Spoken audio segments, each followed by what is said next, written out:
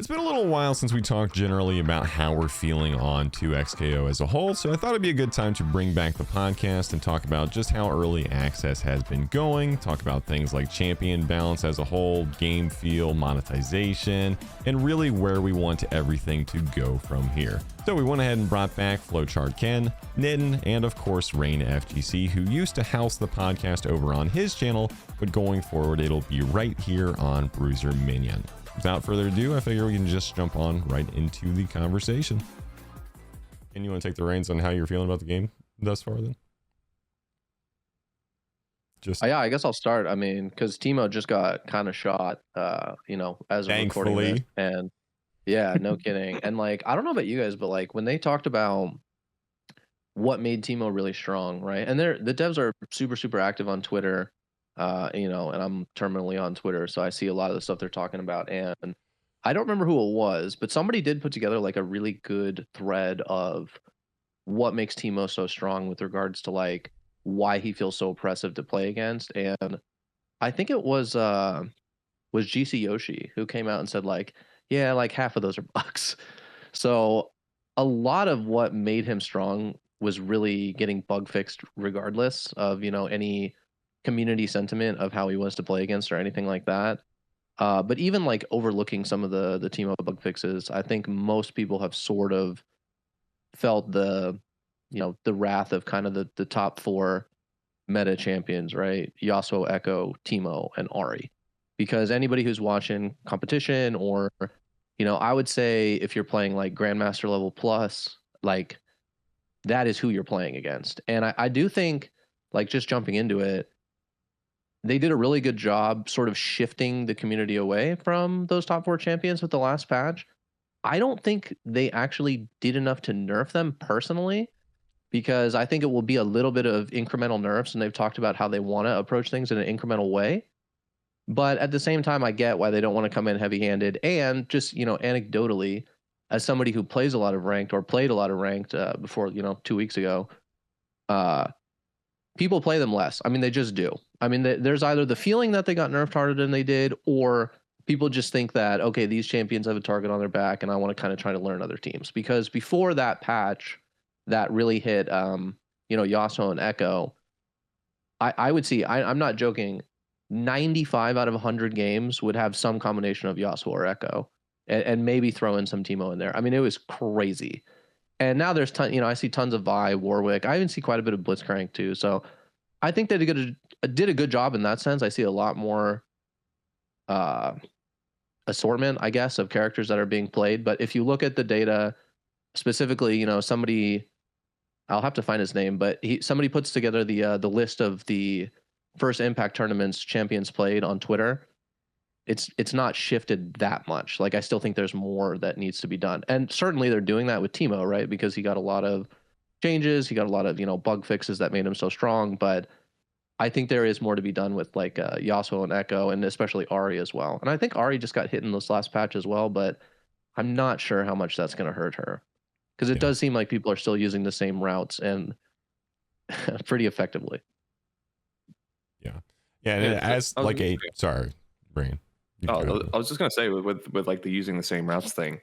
I want to know what you guys think, because a big thing that I've experienced personally is basically a lot of players will, you know, pick a character, and they'll just learn the route, which is just the best route, and it's the only route you see. It never adapts. The second there's any touch, it goes into that route.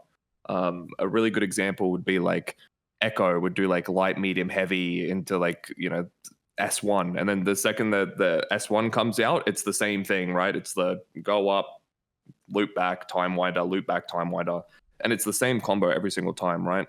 I see it the same thing with like Yasuo has very samey combos, but it's not even samey like they look the same, because I think they do, but a lot of the time people just know like one route and they'll just keep cycling that same route over and over because it's just, you know, the best route.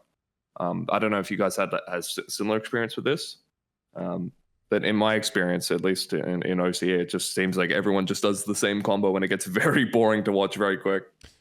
Yeah, I would say that I see a lot of the same routes even into Grandmaster, and you can definitely tell when somebody is like an above just baseline grandmaster player. Like you can tell when you're playing with somebody who's actually still grinding, who's actually learning the game, or somebody who's teetering into challenger. Like you can usually tell there's a divide between those people. But still, I mean, if you're talking grandmaster and below, you're seeing a lot of like homogenized gameplay, homogenized combos. Like that's most of the players, like, you know, 90 whatever percentile. And I definitely see that with certain characters more than others. Like it's not universal, but you are right. Echo specifically, I think, just does have the mid-screen B&B, and pretty much everyone uses it. And there's definitely more abusers for that particular problem. But I think I am seeing the meta develop more now.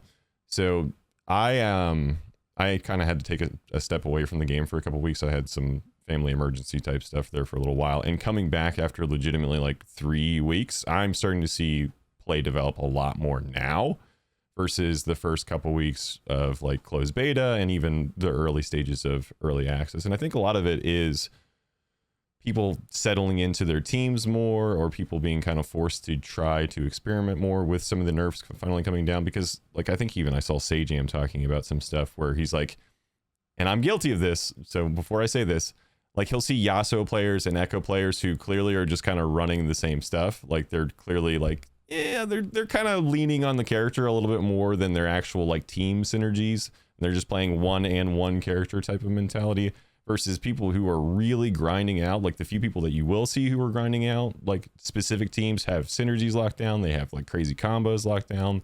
Like they're actually innovating a lot more versus the people that are just playing the characters of the week or whoever happens to be strongest. And again, I'm guilty of that. Like straight up, like I am guilty of just whatever Yasuo is doing, and then +1 whatever my second character is even going to be. I still somewhat have a character crisis going on even. So I think as the meta levels out, people will invest more, and it could even be something where people are just feeling the shakeups happening pretty often, because I'm relearning B&Bs from last patch. Because again, I kind of stepped away from the game for a little while, and Yasuo has been shot a few times, rightfully so. But I'm relearning like all of my B&Bs right now. And I think a lot of people are just kind of getting the bag shaken up every once in a while, because people are leaning on these top tier characters quite a bit. And now they're kind of paying the price of it to some extent too, because of that. I personally haven't had like much in the way of synergy. Like for context, basically 98% of my 2xko experience has been with a duo, like the same duo. So I've had basically the full pure duo experience. And I think kind of why I wanted to lean into the duo side of the game is because, you know, if I wanted to play a solo fighting game, there's Strive, right? There's Street Fighter. There's like, I want to experience the thing that makes 2xko unique. And dueling in 2xko has been like nothing short of a blast. It is incredibly fun. There's a few problems, and I guess we'll get into that later. But yeah, from my experience, it has been basically playing the character. So for the most part, I've been playing Jinx. I played Jinx throughout like basically the entirety of the betas. Coming into early access, though, I did want to like branch out and, you know, do the cult classic of play everything, know nothing sort of mentality of the game. Yeah. And you know, in doing so, it's been a really good time. But I'm curious to what you guys think about just the state of duo play at the moment as well. Yeah, just because I have my thoughts on it. But I do want to talk like broadly about 2xko as well, just like where the game is at as like an actual game product. Like just I think especially early on in the conversation, just in terms of roster size, in terms of features, in terms of things like duo play, and like how well it's actually being adapted, or like what can kind of push the future of the game. Like, are we satisfied with where it's at? Are we still feeling like this is just like a demo build of the game and it doesn't really feel like it's complete yet? Like, how do you guys feel about just like the entire product of 2xko? Well, I think, you know, even Riot's aware that it's not a full product, right? Like they've labeled it as early access coming out. The game's like, you know, definitely lacking in the roster size. I think the game has a bright future, because the one thing that I'll give the game credit for is the interactability. Like, just say for example with like you know, like Jinx traps, the amount of characters that can like bounce off it and do different interactions with the traps. The same thing with Teemo. Like there's so much interactability between the characters, which is like, very reminiscent to something like League of Legends or Dota compared to like, a typical fighting game. But yeah, the roster size leaves a lot to be, desired. It doesn't feel like there's enough content in the game currently to keep like me absorbed playing it every day. And I guess tying into the duo thing, it feels like the game is like designed around duos, but it doesn't feel like the game's balanced around duos, if that makes sense. Yeah, I think that's like a perfect way of saying it. Yeah, because there's like some characters that just absolutely go ham and take insane advantage of some of the stuff they can do with duos, and I think that's why like they're gonna have, and I guess like broadly as a product, I still think it's good. I think it's cool that your experience is mostly duos, because I think as a 2v2 game, 2 players versus 2 players, there's like nothing like this. Like it really is an amazing product in that sense. 100%. But I'm so curious, I guess is the word, of like how they're going to balance character kit strength in the context of 2 versus 2. Because when you take characters like Echo and Yasuo are the examples I'm always going to use. Yasuo's assist, his base assist, always crosses up. Always. That in itself is such a gigantic advantage to almost every other character's assists. And there are characters who can fundamentally function like without that. Like, somebody like Vi who can sway past them, somebody like Echo who can roll past them. But when you have characters that can sandwich off of any hit within a true block string, I'm so curious how you balance that against characters like Braum, who truly, truly cannot do that. And that's part of the problem, right? Is that like, I understand like if you make Braum just very strong, he will be a menace at the lower level. I mean, he will be unplayable at the lower level. He might already be extremely, extremely strong at the lower level. So it's going to be so difficult to balance the game and make these characters competitively viable without just absolutely destroying the experience for lower level players. And the problem with that is the character roster is so small right now that when you only have, let's say optimistically half of the roster, and I think that's extremely generous, half of the roster is viable, very viable competitively. Like if you want to win, I don't think you can play more than 4 or 5 champions. And when you already have a roster that's that small, it leads to so much fatigue. And I think maybe you mentioned it, Rayn, like everything looks samey now. Like I have a problem watching competitive sometimes because I think it just is very boring compared to even something like Street Fighter, which I really love watching, where I feel like different characters, different strategies. And I know Street Fighter gets like more, shit for like Ryu and Mai and some of the characters that are problems in that game. But I think it's much easier to showcase different characters, different strategies in that game. And it's not a fair comparison because it's still very early for 2XKO, and Street Fighter had a massive Ken problem in the beginning too. But that's kind of like my take on it. Like as a product, I still feel like it's okay. I feel like it's in a good spot. It's free to play. That is forever and always going to be a massive, massive boost. Is free to play. But kind of exactly like you said, right? It feels like they want the game to be 2 people versus 2 people, but it doesn't seem like they know exactly how to balance the champions in order for that to be viable to play anybody. Well, I was saying to like my friend when I was playing, because we just went completely ham. Like we were playing like probably like 10 hours a day on the first week of launch, and we're going into brackets. We're performing pretty well. We got second in a bracket, and we climbed all the way up to master. We wanted to try and get challenger, but OC had like this weird issue with ranked, and that really killed it for me. I don't know if you guys had this in America, but we would queue up for ranked, and we would literally we would be in a master lobby with 2 people, like us and another guy, and we would sit there and queue, and we would never get to match each other, even if we were both queuing. And you would get a random match with some random like plat player or something. You would win, and you would get like +3 points, and then you would lose like 30, and it was a really like demotivating thing to sit there and keep playing against playing for 3 points per game is an enjoyable thing, right? So I got to Master 2, he was Master 3. That was another weird thing with the ranked as well, is we literally only played the game together, right? All the wins, all the losses, every single game was played together. We play ranked. he is an entire tier above me in rank, even though we exclusively played together, which is like a what's going on there sort of thing. You know, like how are you like dictating the That's skill peak League rating? Legends. That's happened to me so many times in Flex. Yeah, literally, it's like we're playing the game solely together, right? Well, that's the thing. In like League, at least you can kind of take like individual contribution, right? In like 2xKO, it doesn't really make sense to do that anyway. So it's like, well, how do you even define the ranks? But yeah, the ranked experience is really bad. But I said to my friend, because as we were going, it was getting harder and harder and harder, and I said, look, like I think we're just at an arms race, and the second that like we're doing really well right now, but in a month's time we're going to be literally garbage. Like we're not going to be able to play, because turns out if you're playing with two people, doing some of these like crazy like duo combos where there's like 4 tags involved and like really niche like setups and mix, and to actually execute that in a game as 2 players is infinitely harder than doing it as 1 player. It's just the truth, right?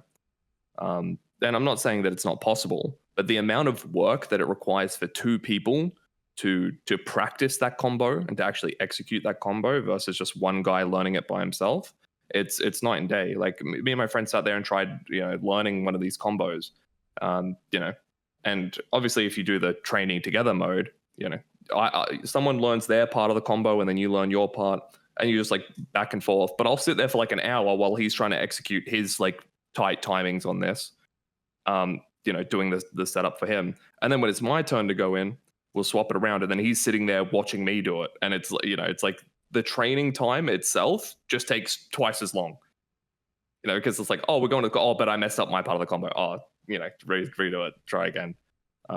So it's just inevitable, like to make like an arms race sort of thing where like the solo players are just going to get further and further ahead, and the duo players like left. In my head, the only way that I could see that you could kind of like make that fair is have an exclusive like 2v2 bracket to actually make it competitive. Because I don't know about you guys, again, because we're completely region lock separated in OCE, no one plays duos. Literally no one. It's like me and my friend were like the only duo. There's like one other person who kind of plays with his friend here and there, but outside of that, everyone's solo. And I think it's such like a disappointing thing to see in a game where you're actually able to play 2v2, and it's, in my opinion, 10 times more fun to play with a duo, just because how chaotic and how fun it can be just having that second player, and that kind of like, it's not refined like fighting games typically are, and how fun that makes those fights. Like seeing that only solo players are just playing, and it feels like you're kind of forced if you want to like actually play. Like obviously you can duo and play with your friend, but if you actually want to try and win or try and get better or climb rank, it feels like you're kind of forced into solo. So yeah, that outside of like a duo only queue. Yeah, and I think really the other thing is, for us specifically, it's really hard to visualize, like it's hard to go into that at like a grandmaster or master level too. I mean, especially if like you're trying to get, like, I don't know about you guys, but really most of my friends are pretty casual when it comes to fighting games as a whole. Yeah. Or I've got friends who grind out Tekken, but that is a different animal. Like they still like it wallop me as far as Tekken goes, but when they see a tag game, they're like, no, I'm not touching that. That is way too fast, way too much going on. I'm not learning multiple characters. Used to be the thing, but now 2xKO has like these different layers of complications and things outside of just team size. Even if you are playing duos, you still got to learn fuse interactions and like handshaking left and right, and just like mix-ups are just so layered. There's just so much going on. Like, this is genuinely a very complicated game. Like, you can definitely play it as just chaos and running around, and whoever happens to get the hit wins it. But I think to truly optimize this game is going to be layers upon layers upon layers of handshaking and teamwork and really maximizing your team. And we're seeing it more and more, and definitely at the highest level play.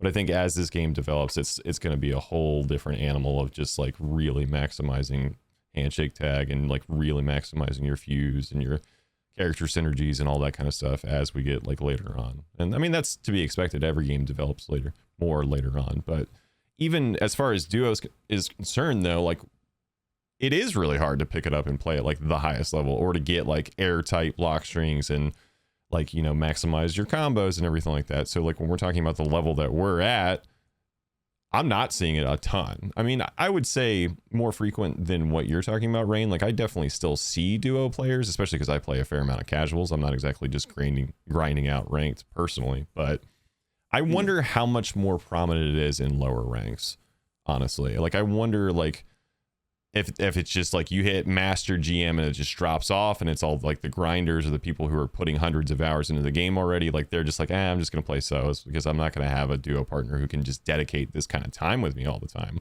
Like, I can't schedule 2 hours a night with my homie. That's just not realistic, you know.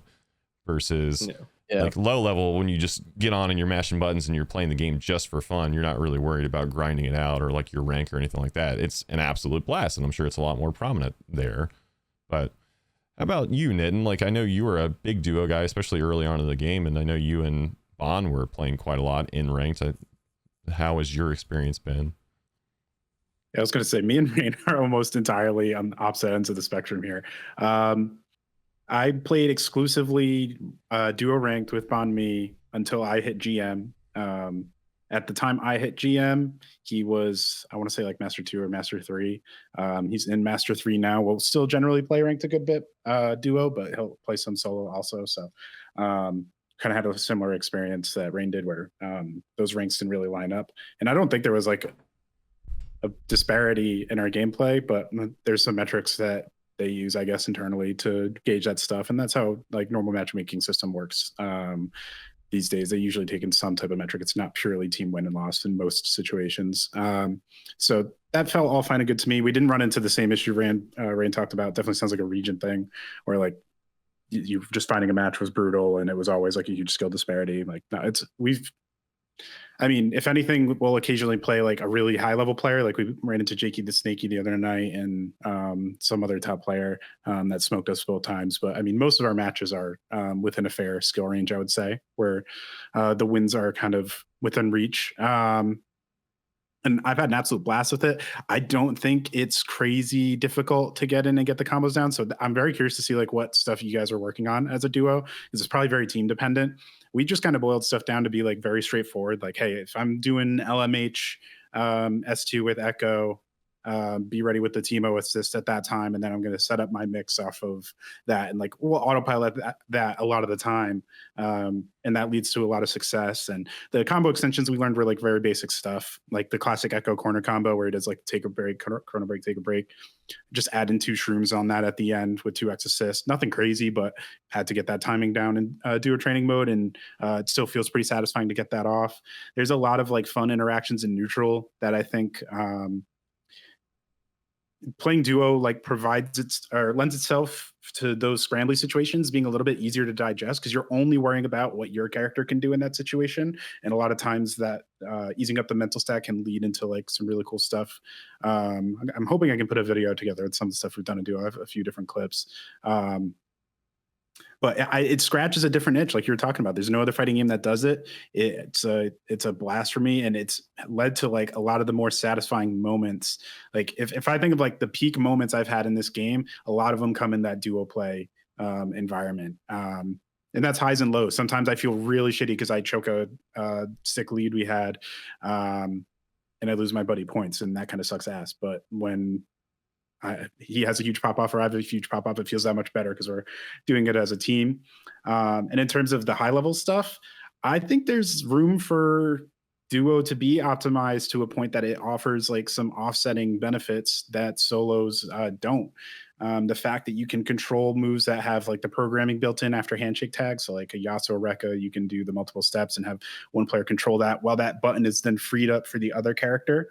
I'm sure there's going to be a lot of situations as things get optimized where it's a duo only setup that you can do, or duo only combo route, or whatever it may be. It's not the craziest amount of stuff because you don't have full freedom right now with the current fuses we have to do whatever you want when you're tagged out, but there's some stuff there that I think can lead into really interesting stuff. And I'm kind of curious to see how that evolves, because like you guys talked about, the meta's been evolving. Like as much as like you may run into the same Echo combo over and over, or especially the same Ari combo, I think that's like the biggest culprit right now, because like any hit leads into the same route and she's always going to end in the corner and always go for either that good medium Oki with limit strike or pop a level 3. or tag launcher, and like that's the only decision that's coming in. I feel like that's a little rough. But I've been seeing a lot of stuff evolve with like Vi's and Warwick's coming in and adding like really cool combo glue.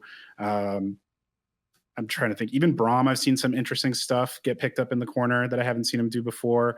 Dude, Darius, I saw a double re-jump corner combo with Darius that I really want to learn. That looked incredibly cool. Yeah, I wanted to shout out Super Kawaii Desu on Twitter. If you guys don't follow them, yeah, you definitely should, because they're posting crazy combo stuff. They had a huge breakdown of how the combo system works, which was really, really helpful. I highly recommend you guys watch it if you haven't. And they're posting stuff like, I think they posted a meterless TOD today that involved using break during the combo offensively and tagging in during it to get an extension after. So really cool stuff on that front. I think there's like plenty of depth for this game. Still to be uncovered. I haven't seen anybody optimize the allowy just frame yet. I keep bringing that up on commentary. I've yet to see anybody do anything with it on Twitter.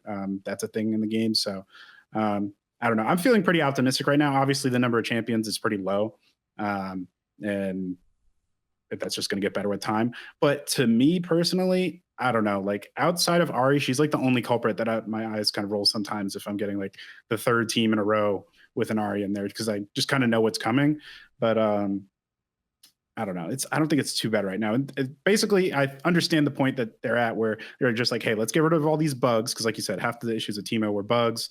There's all sorts of bugs throughout the game. I know there's one right now with if you hit 2x assist, if you hit the assist, it resets the timer to 2 seconds rather than the full 5. So stuff like that obviously needs to get addressed, and then we can assess kind of where the meta's at. But I mean, like anytime it's early in the game, if a character's cool and top tier, which Yasuo, Echo, and Ari kind of are, a lot of people are going to be playing them at the end of the day. So I'm way happier that it's those people that are top tier, and it's not like just Jinx and Teemo, you know what I mean? It just playing full screen, don't interact with me. Because I mean, we all saw what Happy Chaos did to Strive's competitive meta, and I know I've tuned out of tournaments when I see Happy Chaos come on the screen. So yeah, I'm just kind of grateful right now that the gross characters are the cool ones for the most part. And maybe I'm biased on Teemo, but it is what it is. I think a lot of them are cool, honestly. What fuse do you use, Rayn? I'm super curious about what fuse duo players choose to use. We're using 2x, but that's for our comp. So we play Jinx Darius. And so like a lot of the time, you know, like for like mid-screen conversions, go into like a rend, and typically that's kind of it. But with Jinx double assist, you can double rocket off it, and it gives Darius enough time to pick up again and follow up off it as well. And it's just good pressure. There's a couple of trap things and stuff we learned, but yeah, like Nitten was saying, like the combo sort of things we had are very simplistic. Like, you know, you see the button go off and then you just press the assist, right? Or you know, you see this like launcher and then you do this specific like tag move, and it's very simple. Like it's kind of grunty to actually execute. But we're having a look at some of like the Jinx Darius specific stuff people are doing now, and we just saw it and we're like, yeah, we're not going to sit there and learn that. It's just like the time thing of being like, Jesus, like to pull that off in a like there's the learning it, but to have like that split second reaction like in a match to execute it is it's just not going to happen. So you're like, yeah, okay, whatever, we'll just accept it. Yeah, so I was Lazarus is an EU commentator who's also really good at Yasuo, and he did play a ton of duos at the beginning. And I was sort of talking to him about it, and I'm on the same page as you were. I want to be convinced, and maybe it's down the line, maybe it's a champion, maybe it's a fuse, I don't know. But I fail to see how, and again, I want to be convinced, but I fail to see how a duo can be at an optimal level as good as a solo player. Because what I feel like is when you're playing as a duo, no matter what you're doing, you're just adding in that like second of decision making that will just kill you. And even if it's something like so when I play ranked, I'm kind of like you, Bruiser. Like I don't see a ton of duos, but I see enough, you know, more than I thought I would for sure. You know, and this is, you know, GM challenger level. The funny thing about playing them is you don't know when they're going to break. It is much, much harder for me to predict when a duo is going to break than when a single player is, because it's the other person. So, you know, sometimes they're just like, I'm not going to break for you on this combo. I don't want to break here. I want to save my break for later. I want to save Fury break for me. Or like, I'm the carry of this comp. I want to have Fury Break or something like that. So there's kind of an interesting mind game there, but it's also the thought of like, now you as the player who's getting hit kind of has to guess if your player is going to break or not. And that like split second of hesitation or that split second of like additional decision making, I don't see how right now you can survive that, because it just seems like it's too difficult. And I know because Leffen and Supernoon just won a first impact duo event, I think, right? And yeah, Risk. Yeah, and that's super impressive, but I also just kind of think like as players they were gapping, you know, I don't see that as like, and it's, I mean, it is a duo victory, but I see it as more of like a Leffen and Supernoon victory than like, okay, a duo player won. What I will be interested to watch more of is the Japanese twins, and I haven't seen any of their play at all, but I've seen them on Twitter. That's really interesting to me because those are two players who obviously from the beginning wanted to do duo. I think maybe they have their own like specific strategies that they work on. They obviously like only play together. I think they're rank 1-2, or they were super high ranked on the challenger ladder. Like that is really interesting to me. And as we move more towards like potentially international competition or more towards like as the game develops, because like you said, Nitten, like there is stuff for duos that's really good, particularly like anything with Rekkas, like Braum, the 6H6H swing follow up, he can do that with it. He can decide whether to do that or not. Anything with Darius Apprehend, you can continue to do after a tag. Like there is stuff that I could see it as like, okay, well, this would be cool if like another player was controlling it, because I personally have a hard time doing those kinds of options, like and buffering them. But as a duo, I can see it being easier. But I don't know how it's going to outweigh the cons of just like wondering like, is this assist going to hit or not, or oh, should I combo here or should I save it later? Like it's going to be very difficult, I think, to offset that. Yeah, I don't think I feel like super strongly one will be better than the other. It's more so I see the potential for duo, both in combination with those little things like you just mentioned, the programmable stuff. But I really do think splitting up the mental stack between two players and kind of having two minds to kind of come together and pick up on habits of the other team, or they might know specific interactions with certain characters more from their own time in the game, I think really comes into play big time. So like it'll be a lot of mental, but some of gameplay optimizations too. So we'll see if that can lead to them hanging at the top level. I mean, the biggest problem I think to make it work competitively at a high level is the money. Like you almost need to incentivize like just doubling the prize money for duos, because like if you are a Leffen and a Supernoon and you're the two best players in the game, like yeah, you can come together, but like if there's not a huge benefit to like increasing your odds of taking first place by being a duo, like why would you take the pay cut of splitting that prize money? So I'm very curious to see how Riot handles that. But I do think to some extent, right? Because they added the first impact duo bonus. But I see what you're saying. Like that's not everything. Like that's not the entire pot. So it's definitely not. And it didn't double the pot either. No, it's just an additional, I think 5,000 or whatever it was. Yeah, which 5K is like half nice. on top. But like it's not nothing, but yeah, I understand what like if you're Leffen, right, and you're going into a tournament thinking, I am going to win this tournament. Yeah. Do you want to win with potentially additional difficulty for less money, right, or do you want to just enter and try to win? So they added money, which I love that. I like that they're incentivizing it, but yeah, they're not doubling the pot. Yeah, and like Diaphone and K7 doing it for a YouTube video or to get a couple extra $1,000 for a smaller tournament, yeah, like that seems like that is kind of tipping the iceberg into where they will bite the bullet and just do it for the stunt of it and try it out. If it was like some crazy $100,000 tournament, probably not. Probably not going to happen right now. But I do see, I mean, talking about like the 2-win stuff and the Japanese twins, like I see potential in it. I really do think it could be strong in a way that solo just kind of can't keep up with, or certainly not as easily between some of the charge stuff, or just like the two minds truly being better than one for certain situations. But I think it's going to take dedication. And that's the other thing too, is like all the best players right now are established 1v1 fighting game players, like there are these people that have been playing, everything solo for the last 10 years or whatever it is. They're not used to this whole new thing, versus honestly, I see potential in like some up and comer duo like the Japanese twins, or like some people who are like, this is my first fighting game that I'm really dedicating to, gonna learn it from scratch with my homie, and we are locked in on duos. I think it could be like actually insane. I think it could be very strong. But the problem is, I think the highest level of play right now is just legacy fighting game players who are just kind of set in their ways, or they're dipping their toes into the gimmick of the thing. So, I mean, just to be clear, I love duos. Like, duos is absolutely like a selling point for the game. I want to see it adapted. I want to see casuals playing it. I think it can be a huge angle for just like broad appeal. I mean, other big thing that we haven't talked about yet, the Sajam Slam being forced duos was absolutely the correct call, in my opinion, in the way that they set up where you had to play with people who are pretty much around your skill level, like one down or one up above you. Perfect. Like, excellent execution. Perfect way to run the event, in my opinion. And I want to see more stuff like that and more stuff to just encourage people to get into fighting games. And I think that duos are a phenomenal sell for that. But in terms of like the highest level play, I think the potential is there, but it's going to take some real dedication in certain types of players who are just really in sync with it. And I think that it could be legit. I mean, it could be different things that, I mean, to some of your guys' points of just like, your mind is just like, what are they doing type stuff, or like timing being just a little bit off, or having to get used to two people's timings and two people's bad habits. Like, I do think that those are factors for sure, but it'll probably take longer to develop at that high of a level.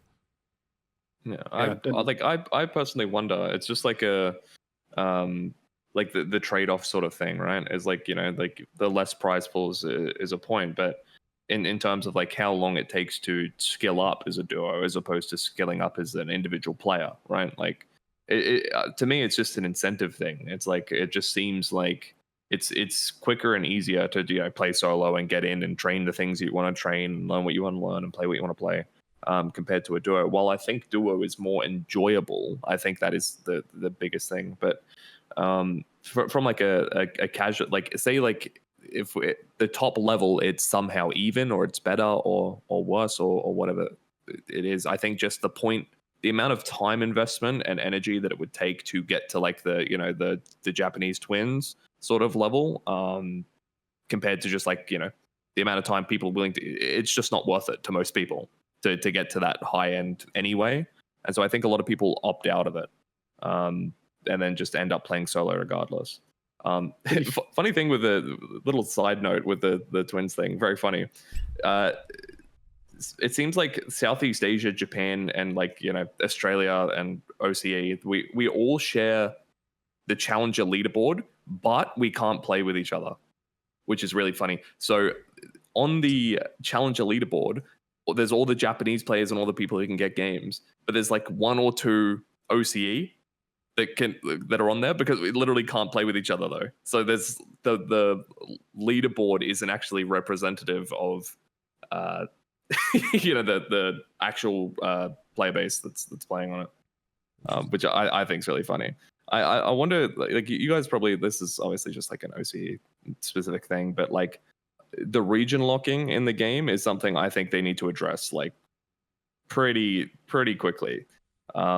Maybe, and I'm wondering with the, you know, the way that they run through servers and whatnot, even if it's possible, because no other Riot game actually lets you crossplay, right? Like League of Legends doesn't let you play from North America to Japan, you need a new account. Right? You need a new account. You know, Valorant, exact same thing. And I think recently they've changed it. So your account, when you go to create an account, it's automatically routed to your region. So you can't actually make an account on like with Riot Games outside of your region unless someone else is in that region, or you VPN. But I'm pretty sure like it's blocked via VPN. Like, I did try on a VPN one time and I couldn't manage to get the website to load. So I'm not sure with that. Maybe you can just VPN and make a new account. But there seems to be like, you know, you're thrown on an island with no way off, and it sucks because, you know, say if I want to play a game with Bruiser, I can't, right? Or, you know, if I want to, you know, play with someone in, you know, Europe or anywhere else in the world, I just can't. And so it still feels really restrictive in that sort of sense as well, which kind of sucks. But I guess it's like also one of those things. It's like, this is a smaller pool of players, is, you know, like, you know, North America isn't going to have a problem like that. Europe isn't going to have a problem like that unless you have international friends that you want to play with, right? So they did confirm already. Oh, sorry. I was just gonna say, can you play in private rooms? I thought you could, but No. I've never honestly No. tried. Oh, really? Even No, you private do. rooms? Okay. Yeah, you need an account in that region. So like when I do the reversal events, I need to log into my EU account to actually host a lobby and get people in there. They did confirm at one point on a site that a coming feature will be playing private matches across regions. So I don't know if that means 100% it will be in by season 1 or whatever that might be, but they have acknowledged before that it would happen. So at least on private match side of things, that'll be allowed. Yeah. I wonder what you guys think about this, because something that I've had experience with, like trying to get friends to play, is it does, like, I haven't seen people generally be receptive to the game. Like, it is, I'd say, the most new player friendly fighting game ever made. Like, I mean, this is very low barrier to entry. Like, you could, you know, literally just mash buttons and get wins and feel like you're doing something, or feel like you're participating in some way. I have had very, very low conversion rates, and being like, hey, there's this new fighting game, and it's, you know, it's very new player friendly. Like, you can pick it up within, you know, 5 minutes, you know, and play and feel like you, and it just, you know, I've had a couple people try it and no one's stuck with it at all. Like, no one's played it. I can't convince anyone to play it. It just seems like the drive is just not there. I wonder if it's like a, you know, like a marketing. I don't know what they could do to improve it, but I don't know if you guys had like a similar experience or. I did, yeah. I had almost the same thing where I gave away all my beta keys. So I had one account get into the first alpha lab and another get into the second. So I had a lot of beta keys. I think I had like 5, and I gave them all away. One of them didn't even play, so that was a waste. One of them played, didn't get through the tutorial, and then 3 of them did play. But it's kind of like you're saying, right? I mean, I would say they made an attempt to like mash buttons in the game and have fun, and I think it was fun. And one of them is the one that I ended up duoing with, because duo for me was basically just for fun mode, and it was fun. But yeah, you know, part of that, like, I can't place all on 2XKO because that's a fighting game problem, like, to its core. But to answer your question, like console, I think console is what's going to bring in a lot more people, because I just feel like if you're playing a fighting game on a computer, like, you're probably somebody who already plays fighting games, and that makes retention way easier. You know, you already know what you're kind of looking for. So, you know, obviously marketing, I'm sure there's a lot they could do with that. And maybe they will, especially towards console release. But if they want to put in the largest pool of players, I mean, console is where they absolutely have to start, I would think. Yeah, and it's so much better for the casual experience too, because right now you can't even play local duos online, right? So it's like, if I want to play with my wife or like somebody right next to me, which is honestly the preference to do it, you can't. Like, you genuinely can't do that. The only time that I've really had that experience is on location tests or like playing at Evo and stuff like that, and that is the best way to play the game for fun. I mean, I think that, to me, I will always be a solo player as far as grinding out and trying to like climb ranked and everything like that, but there is definitely a place for duos for the fun mode, or to just like get better with my neutral with Yasuo or something like that. Like, you can still practice and get your reps in, but maybe I'm not playing exactly how I would normally play. You can still get good practice and just mash and have fun and kind of break up the monotony of grinding things out or like overdoing it and whatnot. But yeah, I think there's definitely a conversation, and I mean, there's always like the Twitter bait posts of Twitch numbers or player count and stuff like that. But I think there is a conversation of like attention and like mainstream appeal is still not huge, frankly. And it does still very much feel like we're in early access, you know, which, I mean, early access you can use as an excuse of like, no, this is a demo. But I mean, we definitely have seen plenty of video games come into early access and explode. You know, like Valorant was huge in early access, in betas and all that kind of stuff. But this is kind of a different animal. And I'm curious if console is going to be something to boost the numbers up. And I think it will. I think it will certainly multiply just the amount of people who have it available. And that's obviously going to be good for things. But I'm wondering how much of a shot in the arm we really need for this to become like a big thing, or like for people to truly try it who are outside the realm of fighting game players and stuff like that. Because honestly, right now, it does even feel a little bit like it's like among like the top 3 for sure. But like something like a Street Fighter 6 is still doing gangbusters and still has had like this amazing growth, and it still has this amazing international appeal, specifically in Japan. And we did see a little tick of that where the Japanese players are finally starting to actually try 2XKO, and there was a little bit of a delay in that, and that's something that literally just happened like a couple days ago. So to Rayn's point, make it as easy as possible, make it to where other regions can actually play. I mean, I think that that's huge. Getting console players out there and actually have access to the game, because I've seen some big name fighting game players for like old tag games who are like, yeah, I'm not playing the game, like I'm a PlayStation player or whatever. And it's surprising to see, but it certainly still exists even for the hardcore, but especially for the casual audience. Like, I want to go mash buttons on Wi-Fi on my TV. I'm gonna, like, we need to be able to capture some of that attention, I think. And I'm curious. I think the game is in a very interesting place, because I think it's great for a hardcore player, but I question how people feel about it as just a video game. And frankly, if I am very honest, I think this feels like a polished version of Alpha Lab 1. Like, it does still feel like we're playing the same video game for sure. This does not feel like it's been 2 years of evolution. This feels like it's been polished more and more to a mirror sheen for us, for hardcore fighting game players. But it feels like we've been playing on the PvE of League of Legends, trying to like get the balance of all the champions in place before we actually are like, okay, this is in a good spot.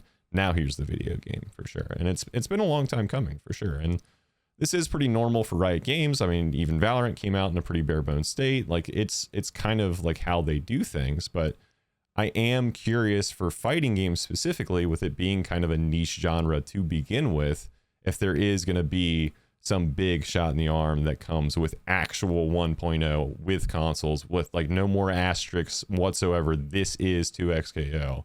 Like, I'm curious what they're going to do, like what kind of red carpet's going to be rolled out, or even if it's just a marketing shift, just more advertisements and that kind of thing. But yeah, I mean, I've been saying for a long time, like, I think console's going to be a huge player count buff. There's just so many people in the free to play console market that are just looking for games, especially kids, I'm sure. Just like, if you have to ask your parents for the credit card to get a game, you have to sell them on what the game is.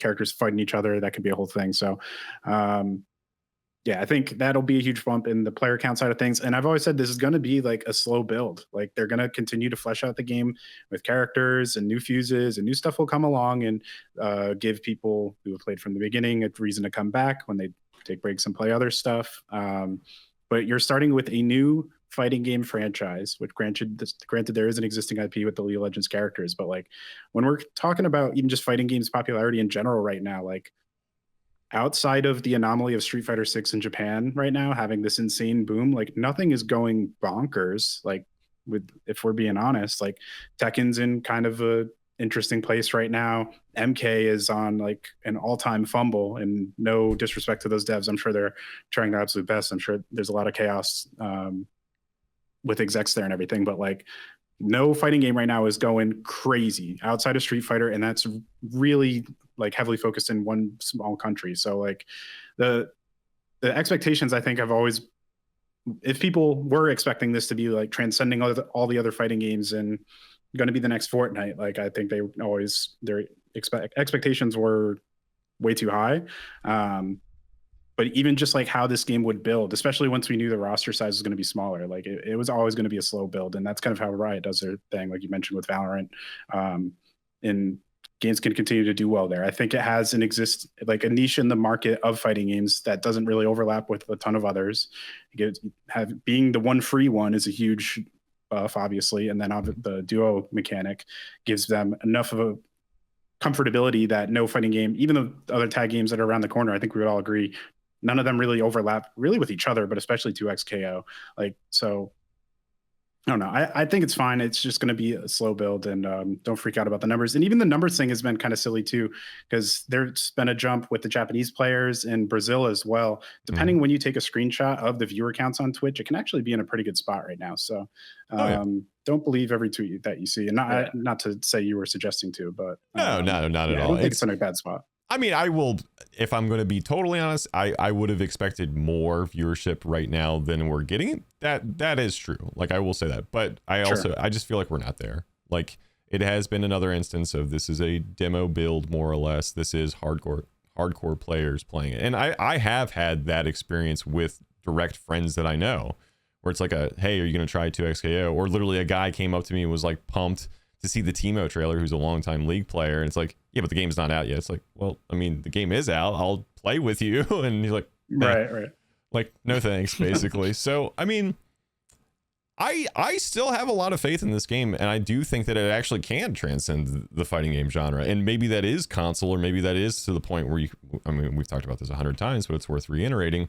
Like, maybe you get to the point where you have a console and you have 4 people on a couch playing it like it's Smash Brothers, just mashing buttons, because that sounds like an absolute blast, even to me. Even as somebody who actively has played hundreds of hours of this game at this point, I would still absolutely go pick up a different champion and just mash with friends who barely know what they're doing. Like, that still sounds like a blast, and it'd be a great way for me to get more familiar with kits or try characters when they come out and all that kind of stuff. And I think that opportunity is still there, but it's just so funny, especially in hindsight, how many people just treated this like it was going to be like this big baby game and no motion inputs and all that kind of stuff, and really outdated conversation. But this is a grimy ass fighting game that they are clearly developing for fighting game players.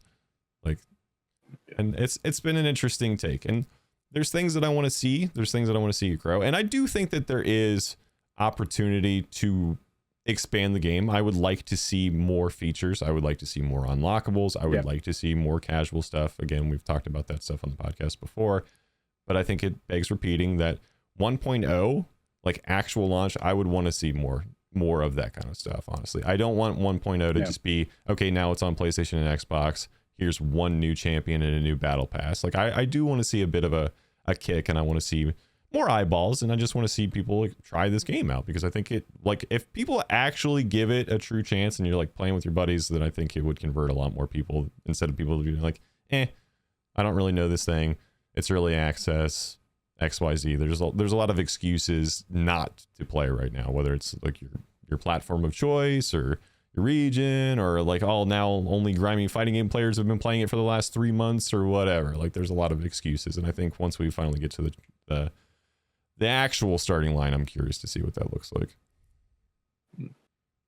Speaking on the point of unlockables, I don't know if you guys have had this experience, but like, I'm at the point where I have max credits and there's nothing I can buy. Like, I have all the stages. I have all the cosmetic items and stuff I want. I mean, to be fair, I did get the pack, so I have like like, I did spend money on things that I did want. But there's not really any cosmetics I want. But the mastery system is like being the only way that you can like unlock new items and stuff like that. I've mastery. Yeah, I've played a lot of Jinx, right? But I'm only like level 18 or something, right? Like, it's the mastery does not go up, and so it's like, because they do it in like segments of 5 levels, right? It's like, an entire thing will cost like, I don't know, like 10,000 creds, if that. But you've earned back the 10,000 before you've even gotten to the next one. So it's like, I'm at a point where I just have all these credits. I just have nothing to really buy with it, or that's probably not the right way to frame it. Probably like, nothing I want to buy is probably a better way to put it. Like, there's nothing there that is like, I have the stages are cool. I mean, I had unlocked some of the cosmetics, I don't really want them. There's a title card I don't really care about. I have cooler things in the game. So I don't know if that just comes with like more diversity, where, there's more things to spend on. But yeah, I'm at this point where I have max creds, and I'm like, well, like, what am I going to do with this? Yeah, I think, to be fair, they raised the cap to 12.5K. So for whatever that's worth, they did slightly raise it. But I think for me, I just want to be able to buy champion unlock tokens. That's it. Like, if they give me that, I'm completely happy. I know the goal of like, they don't want you to stockpile tokens or credits or whatever, right? But I'm in the same boat as you, right? Like, the way that they do champion mastery, where they lock it behind like, apprehend 600,000 times, right? Like, I guess I'm just not apprehending enough, because I cannot. You don't want to get parried for some reason. Yeah, but I cannot. Yeah, right. Like, that's apprehend. I'm having trouble using a neutral anyway. So I can't get past that section of my mastery. So I'm not going down the list. And like, even if I was, right, even if I was completely done with mastery, for me personally, I just do not care about avatar items. I don't. Like, I bought the battle pass because I didn't have a skin that I like really wanted right away, but I really wanted to spend money and support the game. And so I bought the battle pass, and so I have all of the battle avatar items, which are cool. And like, I'm just not somebody who really cares about that side of it. So I don't really have anything to spend it on, but I have to, I have to. I want to buy those avatar items because it's use it or lose it with those credits. So if they give me the ability to buy a champion unlock token, I'm done, because I'm just going to keep buying champion unlock tokens so that I can get them when they come out. But as of right now, as somebody who has started from the beginning, I have run out very quickly, just like you have stuff to buy it on. And like, I started playing League in preseason 2, so it's exactly the same. And at least then I could buy 20 rune pages that I was never going to use, right? Like, I technically had stuff to spend it on. Yeah. But now it's like a little bit more difficult. It's avatar items for the most part, and I don't. Maybe if I played a ton of champions, that's the one thing. Is like, I just don't play that many champions. So maybe if I played a lot of champions, I could go down the list on like everybody's tree. But yeah, I'm in the same boat, man. Like, I ran out of stuff to buy like almost right away. So what you're saying is the game needs quintessence for you to buy and spend to get 2% life steal and grind it out. And put quints into XKO. The bane of my we want root existence. pages. Genuinely Oh terrible. my god. Yeah, those used to be so bad. Yeah, they truly were. It's like you can actually play the game when you've grinded the game for quite a while. Yeah, you could not jungle. I have to complain about this. You could not jungle without a full room page in League of Legends. I could not figure out what I was doing wrong for the longest time. It killed me. That was horrible. I think everyone here had this rite of passage. We're longtime League players, and I don't want to go too down the weeds of League stuff, but I am absolutely one of the people as to why they put this currency cap on. I was the guy that had 200,000 blue essence, or whatever it was, probably more than that, to be honest. So I was the guy that was stockpiling stuff and ruining it for everybody, and I wish that it was a little bit more in 2XKO, honestly. But I think the big thing for us, again, as grinders, is we're not going to buy champions with it. We're not going to like stockpile it, because you have to wait, 3 weeks for the champion to unlock to even buy it with the game currency. So to Ken's point, you pretty much want to have the champion tokens. So more stuff to spend the currency on, or even giving maybe a little bit more champion mastery, because champion mastery takes forever. Like, the only person I know that's even remotely close to champion mastery with Jinx is Red Riot Ross, and that dude lives on 2XKO. Shout out to him. Like, that is more power to him for sure. I think he's the only person I know that is close. And I think before that, I think Void also was grinding the hell out of this game in closed beta, and I think he might have actually gotten mastery in closed beta somehow. He did in closed beta. Yeah, that's insane. Yeah, but like, he was the guy that was #1 on leaderboards, and he had like 3x other people's games, like even people who were like right below him. Like, he's a grinder. Yeah, he was playing like crazy, living on the game, which I think is cool. Funny too, because he's really good, but he had like triple the games of everyone around him. Legitimately triple. It was wild to see the drop off, even for people that I know for a fact were, like Super Noon and like Leffen, who were clearly playing the game quite a lot even at that time. But I don't know, like, I like that mastery takes so long, but I think that there maybe needs to be some sort of an in-between. I mean, to your guys' point, there's not a lot of stuff. Like, I pretty much will just go buy a chroma, but most of the time it's just like, what character am I kind of playing right now? I'll just go spend it, because again, it's use it or lose it. You got to make sure that you spend it, otherwise you cap. And you actually get the currency pretty quick. Like, I'm pretty happy with where the earned currency is in terms of like just getting your dailies done in like a couple weeklies. It starts to pile up. There's definitely been a couple times where I'll be like, oh, I'm gonna go play for an hour, and then I realize like, oh, I guess I gotta go buy a chroma, or gotta do something. So I think that it's actually a good spot in terms of like how frequently you earn things and that sort of thing. But maybe some sort of in between avatar items and champion mastery items give us something to like just put time into, or find some happy medium. And I think that there's space for that. Like, dude, it could be even just games. Like, I mean, it could be a slot machine. Like, it could be anything. Just something to like dump your currency into. Maybe not a slot machine, but you know what I'm saying. It could be. It could be salty bet. Yeah, salty bets. Yeah, it could be anything to put your money on that. Like, you're feeling like you're doing something with it. like champion shards or like converting it to a very small amount of paid currency. That's never going to happen, but it could be. That's never going to happen. But They will never let you disband in a lobby ever again if they make that change. That's for sure. You could farm that real quick. That is another very fair conversation that we have not talked about, though, is me and Rayn had talked about monetization like 5 times before monetization was actually a thing. And now we are in a post-monetization world. How are you gentlemen? Hate it. I hate it. Okay, so I'll go last, but I'm gonna be the shill for the way that they're monetizing because I'm actually I'm not that upset with it. I will say Ken is one of the people that has actually made me come around more to it. So my knee-jerk reaction was, this is exactly what I did not want it to be. It's very expensive bundle pricing. It's very FOMO heavy. It's a lot of stuff like the Arcane bundle where it's like forcing a lot of in-game currency on top of something instead of just letting me buy the skins that I want. And even something like the Battle Pass, tacking on the Warwick skin being exclusive to buying the premium Battle Pass. I didn't particularly love that. Like, there is a lot of whale practices. There is a lot of FOMO practices.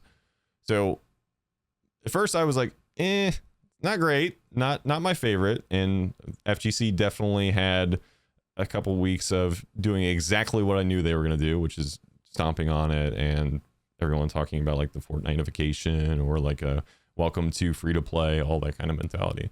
And I do still feel a little bit of that. I think that there are some things that could and should be dialed back. I think that there is space to pull back, but I have had so many people come into Twitch chats, or like people like Ken have talked about some of these things about. Mainly the big one that I've heard is Runeterra players being like, I would have done anything for this level of monetization to keep my game alive. And that has definitely been a perspective switch for me, is what if we do come into the world where this is going to be a niche fighting game?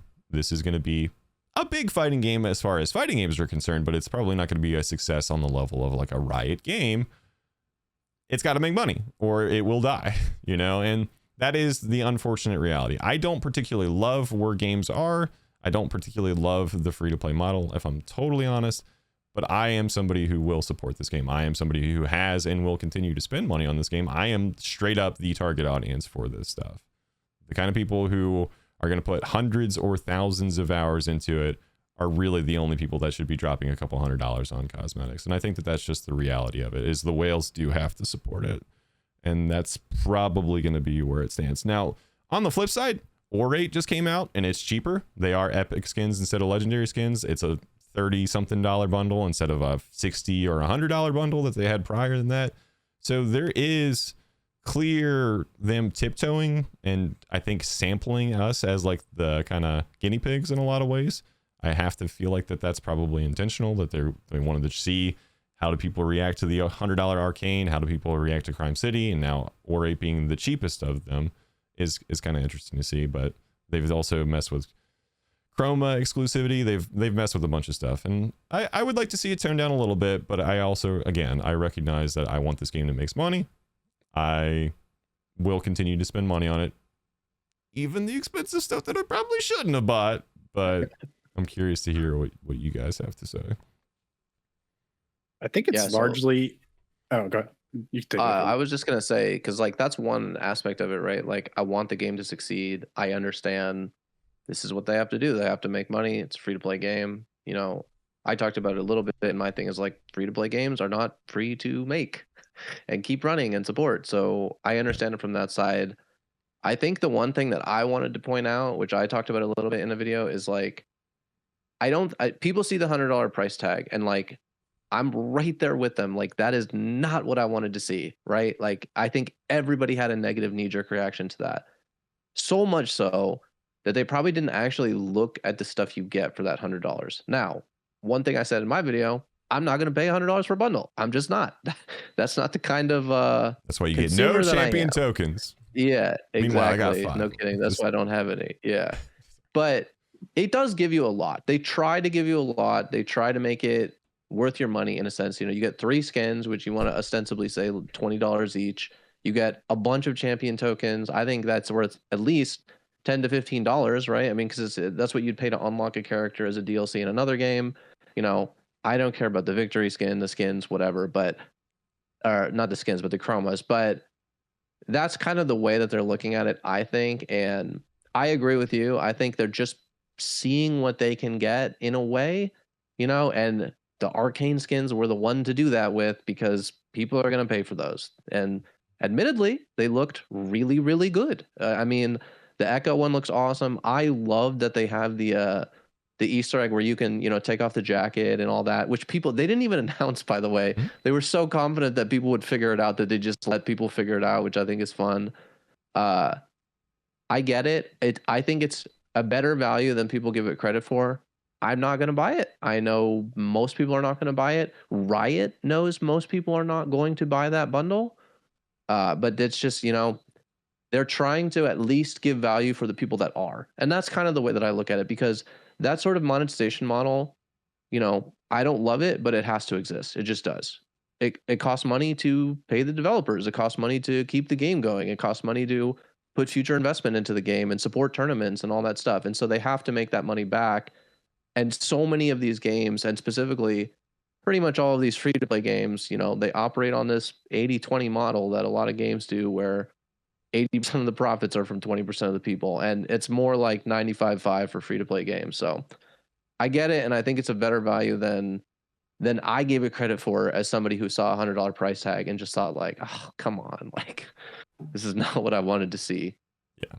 I came around on it a little bit. I think the one thing that pushed it over the edge for the Arcane bundle specifically is it shouldn't have forced the in-game currency, because it was like $50 worth of in-game currency. I think that being lower and it just being the price of like a $60 brand new game may have changed the conversation a little bit, but at the end of the day, there was always going to be people who were going to be pissed. Like even just $10 skins would have been enough. I mean, again, like we've seen this with people got pissed about Street Fighter 6 costumes. People got mad about Mortal Kombat costumes, had like $8 costumes and stuff like that, which granted, those were $60 games, like games that you had to purchase to even get to that point. It's a different thing. And I do remain a bit critical of free-to-play models and stuff like that. But I do agree with what Ken is saying. It's like, if you really do look at the breakdown of like the Arcane bundle, there is a lot in it. There genuinely is a lot. You're basically getting, I think it was like six or whatever amount of champion tokens, a ton of the currency, really good skins, and the skin quality as a whole is very good. I think a lot of them, even outside the Arcane bundle, are very good fighting game skins, probably among the best that there's ever been, really. Especially because I've seen some pretty bad executions of certain skins in certain other games. So yeah, it's and I don't want to like. I was just gonna say, I don't want to like unilaterally defend every aspect of that, because I think everybody said just make multiple bundles, right? Yeah. Like make it a $60 skin bundle so you can just get the skins, or let everybody buy everything. And I think, again, Riot knows what they're doing when they're doing that. They want to sell the skins, and they want to sell the skins plus whatever we can get away with. Yeah. So that sucks. I don't defend that as like a general practice, but I kind of get it. And at least they tried to make it a good value. Yeah. Yeah, totally. Yeah, I agree. I'd be very curious to see the data. Obviously, one we're probably never going to on their decision making. But one thing I think might change with the skin bundles, or at least I would hope would change. I'm not sure how much the 3 skins in a bundle thing is gonna work long term for a game with 2 characters per team. I did the math, and I'll see if I can dig it up later on. But the odds of getting your specific team, just both those 2 characters in those 3 slots, are so low, and that's with only 11 characters, and the odds are only going to get worse as time goes on. I just think it feels bad to force people to buy hey, if you want the value, you're going to have to get stuff that very likely you're not going to really ever engage with, and that is, I think, is like not great, because in Valorant, like, you may not always be using the LMG, but there's times you might not want to buy a certain pistol gun every single skin set. That's not like the one you want, but there are times you're using it, right? Like you're generally using a lot of the guns in that game. So it makes sense in that type of model. But now, like, it's not even like League where you're rotating through characters because you only need to learn like a few abilities and like that's it. Like there's a lot of time invested to these characters. And that's the one thing, like if they could just say like, instead of a $60 bundle to get 3 skins and everything else in the bundle, maybe like 45. So it's like slightly worse value, but it's some type of value, and you pick 2 of the 3.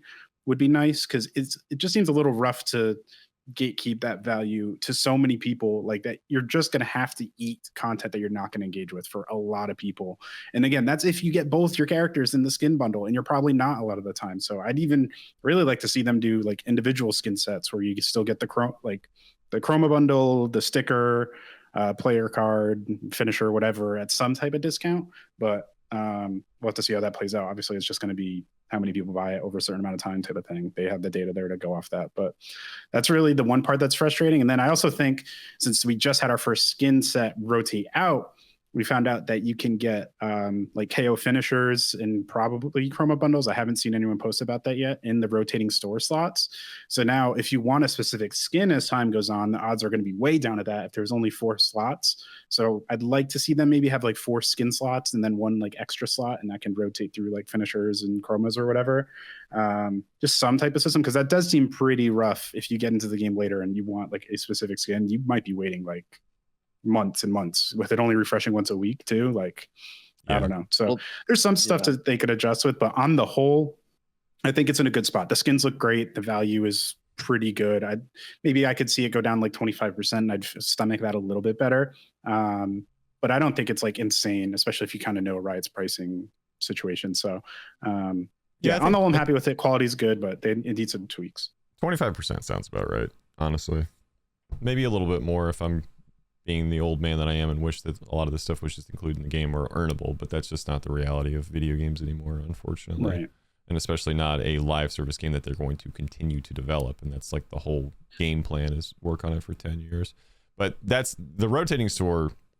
I mean, it started off pretty bad, honestly. That was like probably one of the sorest points, is like, to your point, Nitten, is like, there were so many people who were like, yeah, I want to spend money on this game. I can't get the skin for the champion that I play. And it would take 2 weeks for it to rotate once at first, and then you would get 3 of the same skins and then like 1 new one. So that's something that they definitely worked on. But that was like borderline a bug. Like that made no sense to me. I had 2 rotations in a row, which was literally in 2 rotations, 3 rotations total. I got 5 skins offered to me. 3 slots for the first ones were the same one. But to me, like, that's something like, okay, that's where I could see like, okay, it's early access. Like, they don't necessarily have that part of it done, because there's some stuff with early access where it's like, I don't think they get a pass for that. Particularly, I think some of the balancing stuff, it's like I have a hard time with that, like blaming that on early access, because they've had feedback for a long time. But the skin store stuff, it was like, I have to believe that was an error. I mean, to get 3 of the same skin, multiple shops in a row, like that's crazy to me. I can't see that happening as a game. Something to keep in mind too is 2 of the skins weren't even in the rotation until like this past week. So the odds were pretty high you were going to get duplicates, basically, because there's so few that I just think they were just like, it is what it is. I don't know why the other 2 skins were delayed. That made things worse for sure. But like, it took me a month to get the Blitz skin I wanted. Luckily, I got Teamoed when the game launched, but I don't know. That not the move. I imagine that needs tweaks at some point, but we'll see. Yeah, I think really it just needs to be, honestly, a lot more slots, personally. I mean, I think that's something that will grow as the roster gets larger, because I can only imagine if they had 4 little skins available that were repeating all the time and there's 30 champions or something like that. I think letting people spend money is probably a good idea. But again, we've seen changes to this already. We've seen stuff getting added to it. I think that it is just early access shenanigans. But Rayn, what do you got? How do you feel about monetization? Look, I probably have a bit more of a negative opinion compared to all of you. Like, sure. I mean, obviously, there's the foundations of business, right? Like, you need to have it profitable so that way it can keep running. But I think there's ways that you can make it profitable and make money without making like these sort of practices. Like the arcane bundle, like when you take it like face value of what it is pretty good value for money. But that's after you factor in the fact that like everything else has been price anchored around the cost of the skins, right? And how much they cost regardless. So it does sound like good money because it's kind of been like pivoted to sound good to you, right? Like in Australia it was $160. It's like for 3 skins. So I bought it because I want to support the game. I like the game. It has like, I don't have to purchase champions for a long time. You know, like there's stuff in it that I liked. But I really wanted the Jinx skin. Right? I hadn't touched Echo at that point, nor had I touched Vi. And you could say this is a good or bad thing. You know, I've started playing Jinx and Vi just so I can get value out of the skins because I spent so much money on them. But if I had the choice of just buying the Jinx skin, I'll just buy the Jinx skin because I like the Jinx skin, right? I wasn't. It's not that I think the other skins are bad. It's I don't play the characters enough to warrant spending that sort of money. And so, like, you know, 100%, like the whales are going to come in and they're going to buy this stuff. But I think how much money do you lose in forcing people who otherwise would have bought the $30 Jinx skin, getting them to spend $160 for a bundle of stuff that they don't really care about or don't really want? I have a personal gripe with the rotating shop just because, you know, say like you have a player who's like, you know, 3-6 months down the line, they get into the game and they're like, I really like Ari. Ari's my character. I love playing Ari. She's fun, right? Ari's not in the shop. They can't buy a skin that they want for her. And they're like, oh, Snow Moon looks really good. I would buy Snow Moon right now if I had the opportunity, but I can't. I literally can't buy the thing that I want to buy. You know, and then they're just cycling for this skin that just never appears in the shop, right? Because it's a literal 1 in X amount of skins that are in the game. And that's only going to get worse as time goes on. So, like, the entire thing to me seems like, you know, like very like cash grabby, and I guess in essence it is, right? They just want to like try and get the money where they can. That makes sense. But I think like me personally, I'm a bit separate. Like I don't mind having like the League of Legends like $300 like Omega Swiper skin where it's like, you know, just gacha out the wazoo. You got to literally gamble it. Sure, you can have that in the game. I don't care. But I think if you're going to have that in the game, you need to have a way in which it makes people who, you know, have less funds available for video games to be able to buy the thing that they want to buy at the price point that it's valued at, right? Like if someone wants a skin and the price is $25, that's it, sure, but let them buy the skin, right? And if you want to like bundle it up and make it like, you know, upsell people, but, you know, give more perceived value from it, you can do that too. That's completely fine. But I think you're never going to go wrong giving the customer more options on how they want to spend money and engage with your business. And I think like doing that sort of stuff, especially like, I think it's kind of like, I want to say a bit of a stain on the game's reputation because it's the first thing they did, right? Like League of Legends gets a bad rap because it's like, oh, look at this, you know, $300 gacha bundle or whatever, right? But the game's been out for, you know, over a decade, right? But coming out the bat, the first thing that Riot did was drop the pack at that price point and then have the rotating shop with no skins. It's just like, yeah, like to me, it feels bad. Again, I understand that, you know, you got to make money, but there's ways to do it with like, you know, that are tactful. And like you guys said, you know, like the 80-20 or like 95-5 is like, you know, there are just people who are just multimillionaires that just want to blast money into a game, and that like they can do that and have ways for them to do that. But I think you need to also have ways for your average consumer. Like, you know, most of all of us aren't millionaires as far as I'm aware, you know, and I'm pretty sure we're in a recession. You know, I ain't got 160 AUD to throw into a pack, really. Yeah. You know, so yeah, that's my 2 cents on it. Is like I have a. Yeah, I think you're right. I mean, I think that when we talked about it before, that is kind of the mindset that we had talked about is bundle pricing is always what I would say, but I didn't mean only bundle pricing. I didn't mean like literally you have to get the bundle. It was more of just like make it perceived value, and it's coupled with FOMO extra chromas or coupled with FOMO like extra skins tacked on. I think that stuff alone would be enough to really get some of the people that they're probably targeting anyway, like the kind of people who have this kind of money that they're willing to spend on a game would probably go over the edge and get the pack just for the perceived value or the extra chromas or the XYZ versus, like, to your point, like the kind of people who are like, I'm not spending $100 to get skins for characters I'm never going to play. Just let me spend a maybe more expensive $20 or $25 just to get Jinx. Does make sense. I definitely agree with that.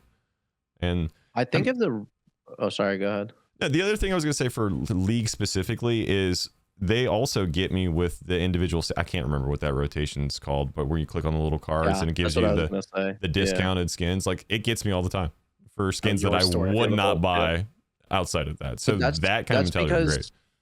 Yeah, that's because, and that's what I was going to say. I feel like the bundle stuff, it's its own separate kind of, not palatable for a lot of people. But if the rotating shop was better, it would take some of the sting off of that.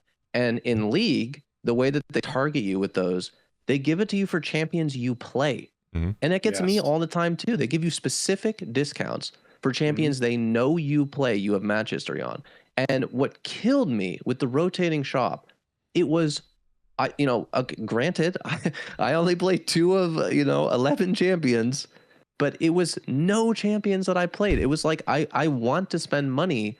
You have my match history. Brand new week, first week, I totally get it. There's no match history, it's fine. But as soon as you have the player's match history, target the champions that they play. Because in that way, like, we know that the bundle skins will come to the rotating shop. And so if you only play Jinx, if you only care about a skin for Jinx, and you play 1,000 games of Jinx in the week leading up to your next shop, if it's not giving you 1 to 2 Jinx skins as an option, that's a failure to me. Like, it's almost insane when you lay it out like that. Yeah, like, how does that logic doesn't follow? And I pulled up the math from before too. The odds of getting your team, both characters, in a new skin set right now with 11 champs is 5.45%. And you only have 3 skin sets per season. When that's up to 16 champs, so the end of year 1, it's going to be 2.5%. So, like, something has to give in some way that you can either, like you said, look at match history, make the rotating shop give you individual stuff for your champs better. That would feel a little better. And then when it's a new skin set, give some way to give people access to either 1 or 2 champs and that extra stuff at some type of discount, even if it's less of a discount than if you bought everything, right? Just, I don't know. It does not make sense in this game compared to the other games Riot makes, really. Yeah. Like, this is like a bit of a like side tangent as well, like, just to like be a bit more like consumer friendly than some practices that Riot could probably do that would really be helpful. Is this is an experience from my friend. So my friend literally has only played Darius, like barely touched anyone else. And like the first week, same thing, didn't get like God King Darius in the shop. So he was obviously like annoyed about that. But eventually, on the second roll, luckily he got it. And he's like, "Oh, that's cool. Like, it looks cool. Like, it's not like my like preferred thing, but I have a little bit of leftover money. There's no other Darius skin. I kind of want a skin for Darius. I'm gonna buy it, right?" So he buys the skin, and he was very annoyed with the way that the skin interacted. And this is like, he felt like buyer's guilt. Like, he felt bad and wanted a refund on it because it's not what he thought the skin was. So he bought Gone King Darius, and the base color is like that pinky sort of color, and it makes the projectile pink, like his slide pink, and changes the rend to make it look pink. Like, it gives colors and stuff to the skin that match, right? And that's fine. But when you change the chroma, it keeps the color of the base skin. So you could be like the blue version and you're shooting out a pink projectile. It doesn't actually update with the skin's chroma. So it looks really out of place. And when he swapped to another chroma, I forget which one it was. I think it was one of the last ones. He swapped to that. It actually just takes off the skin animation entirely, and it goes to the default, like rend and so it's like, well, he felt like, what's going on? Because like, it looks terrible having a skin with this chroma that just has a complete, like, imagine having an Ari chroma for, where the skin's green, it makes the ball green, shit out a green ball, and then you swap to a blue version of the chroma, and then the ball is green still. It just looks out of place. It looks weird.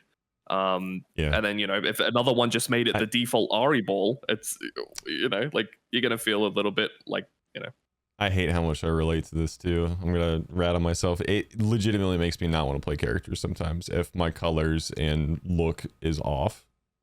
And I'm sure there's people that resonate with this. I know for a fact that there's people that are like this, but like the amount of skins where it's like, this skin is sick, but the chroma palettes are completely different than the base chroma palettes, and it does not match my teammate at all. It drives me insane. Like, it actually does bother me much more than it should, because like, even like Rift Quest and like Foreseen Yasuo, like the chromos are completely different, and they match some skins, like some paid skins, but they do not match other skins. It's like there's different profiles for each skin type, and they're slightly off. Yeah, It's so funny. That's a side thing, but like having a way in which you can refund a base skin, because I understand a bundle, right? Like you can frame a bundle as, you know, this isn't a refundable thing. It does tell you that, but like just a normal skin, like I'm sure you could get a refund system in for that. You have it for League, right? Like if it's just an individual skin and you go like, hey, I want to like, or at least have a way that you can demo the skins in like training mode and you can see what they look like. You know, just give a way where players can, you know, actually feel it out, see the moves, see the abilities, and be like, yeah, no, this is cool, I want this, you know. And like, to be honest, I think Riot's gonna go see how far they can go with the skins at some point. I don't see it in the near far future where, you know, there's a skin that changes a level 1 super, like changes the animation for it, or the level 3 super gets changed with like an ultimate skin. It's a completely different cinematic. Like I think those things are somewhere in the pipeline, right? And it's an easy sell. And, you know, if they chuck it on a $300, you know, gotcha gamble spin, you know, people are going to try and get it. If they make Heartseeker Vi Caitlyn and it has a special ultimate, that thing will sell at whatever price point. Like is absolutely true. Yeah. Any interactions at all, honestly, will be huge. I think you need a way to see. Yeah. Like you need a way to see what you're buying, and outside of, instead of just like the little like JPEG on the screen that's like, oh, it's kind of this thing, you know, and like, which I mean, have a way in which you can demo it. Or I'm sure, again, as League players, you guys have all seen skin spotlights, and that is a thing for 2XKO now. But I feel like everyone just goes to skin spotlights for League skins, and you're just like, yeah, I'm absolutely going to test this before, because sometimes you don't know. I mean, League, you're buying it off of a splash art. It's not even an in-game model, so you really have to test it. But I think that it does make sense for 2X as well. At least we get the model. Like, you do see what it looks like, but to your point, I think seeing it in action is a bit of a different animal. Because actually, I kind of had that experience with Orate, which I think Orate is an awesome skin line. I really like that pack a lot. But I do think it looks a little bit different in game, actually. I was kind of surprised, especially certain chromos. I was a little bit surprised to see it in action. Still looks great. I still love the skin line, don't get me wrong, but it does look noticeably different in action, in my opinion. I did want to throw into, while we're selling cosmetics, it's so bizarre that they added this like bot battle mode to give you 4 orange chromas and then just say literally absolutely nothing about the remaining roster and those orange chromas, the random black and white echo chroma that is just in the game now but inaccessible, just teasing us all. Like, I just say something, like, even if it's like, yeah, you'll get more of these soon, or something. Like, are we going to see my purple chromas, Riot? Please, for the love of God, let me know. Or give me back Morrigan, man. Like, legit. Yeah, like, that's what I'm saying. Like just at least say something about it. It's driving me crazy. I don't know what the problem is. Like, we saw them done for most of the roster. If the answer is just like it's taking more time than we thought to get it done for like some of the new characters, sure, that's fine. But tell us that. Like, it's so weird to bring back some of them and just not say anything about it otherwise. So hopefully we see more of those soon. But what are you gonna do? Yeah, it's been interesting to see some of the stuff that's come and gone. And again, I mean, it feels like they're holding stuff. Like, it genuinely does still feel like they're testing. Obviously, I mean, it goes without saying that it's still early access. There's still going to be a lot that is theoretically going to change. And I hope that a lot of it changes for the best. Maybe that's optimistic to think that way, and we're just going to have to see. But I think a lot of this stuff is subject to change. They're clearly still holding some extra goodies and whatnot. And there's literally things that we've seen before that have been taken away. So I think it's going to be interesting to see, again, what actual 1.0. I think the game has a really, like, it does have a bright future. I think that's like, I think I was saying to you, Bruiser, that the game has a good skeleton. It's a great skeleton of the game. It's foundationally, like, you know, like playing this game and then going and playing in Strive, like Strive just looks choppy and shit. Like there's no other way. It makes it look worse. Like, they have done a incredible job and like how smooth it feels, like the way the inputs were. Like, it's a great game, but it's like now it just needs to be like built up, right? You need the meat on the bones. And I hope they can do it in a way that's like sustainable and good, because I think like most of us here just want the game to be the best game that it can be.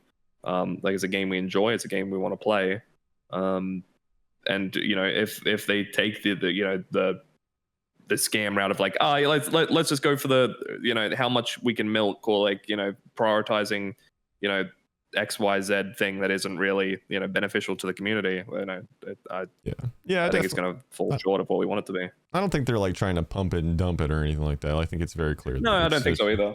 But yes, I agree. I mean, and I know I said this earlier, but it does still feel pretty bare bones as a video game. And again, like we played Alpha Lab 1, I don't even remember how long ago this. I mean, it does feel like just like it's been an evolved version of the same game. And, you know, same lobbies. Obviously a little bit of a bigger roster, but still a very small roster, still doing a lot of the stuff that we expected. Like they are just polishing. And I do think that we are inching towards a very polished game and a very much more balanced game. Although I would still actually agree with Ken that even as a big Yasuo player, I wouldn't mind like the top 4 still getting knocked down another layer and bring everyone up, because I just think that would be a better game. I think the game's power level as a whole is a little bit too high at that highest level of top Let's tiers. give Timo a couple weeks just that's fair. Slam. No, I mean, Timo got his ankles cut off, so yes, and honestly, I want to see more of that. Like, I appreciate what they're saying with the philosophy of they're trying to like smack some wrists here and there. I want to see more Timo style buffs, because relearning 5 different waves of BNBs for Yasuo, which is pretty much what happened, was legitimately I'd have to relearn combos, which is my fault. It's what I get for playing top tier. I get it. But I much rather would have them just broken his legs immediately, honestly. And I still think he is in contention for the best character in the game. He could probably still get nerfed, you know, like I acknowledge that. And I would much rather a little bit more aggression when it comes to that, because I still think the top 4 are noticeably the top 4. It's Yasuo, Echo, probably Ahri now, and maybe still Timo. Hopefully probably still Timo. We'll see. It's early. I won't pass judgment, but they could all probably still use cutting down, or everyone else get risen up. So we'll see what route they actually take for big balance patch that's coming after the holiday break. But yeah, I want to touch on that a little bit quickly, because you said something that like I've been thinking about a lot, and because they've talked about they want to do 5-week patch cycles, which to some people that seems like a lot. Honestly, to me, it doesn't seem crazy. Like, I know that, you know, people have been saying like I want a middle ground between getting throw looped for 3 years and a new BNB every week. But yeah, my thought on patch cycles, I think when you change combo routing, fundamentally, it's the most annoying kind of patch to deal with, because it forces people and it forces people to relearn, but in a way that almost feels like it doesn't acknowledge your time investment into it, right? And like coming from, you know, DNF Duel, which is, this is going to be an example for 12 people out there, but there was a big patch that they did which added just a ton of shit, and I would say it pushed the game towards Kusoge in a good way. And then a year later there was a patch that removed a ton of stuff, and it pushed the game towards Kusoge in a bad way. And the thing is, like, when you remove combo routes, number one, you're never going to do it evenly, right? If you remove combo routes from 6 characters and there's 6 that were untouched, it feels like shit for the 6 characters that lost their combo routes.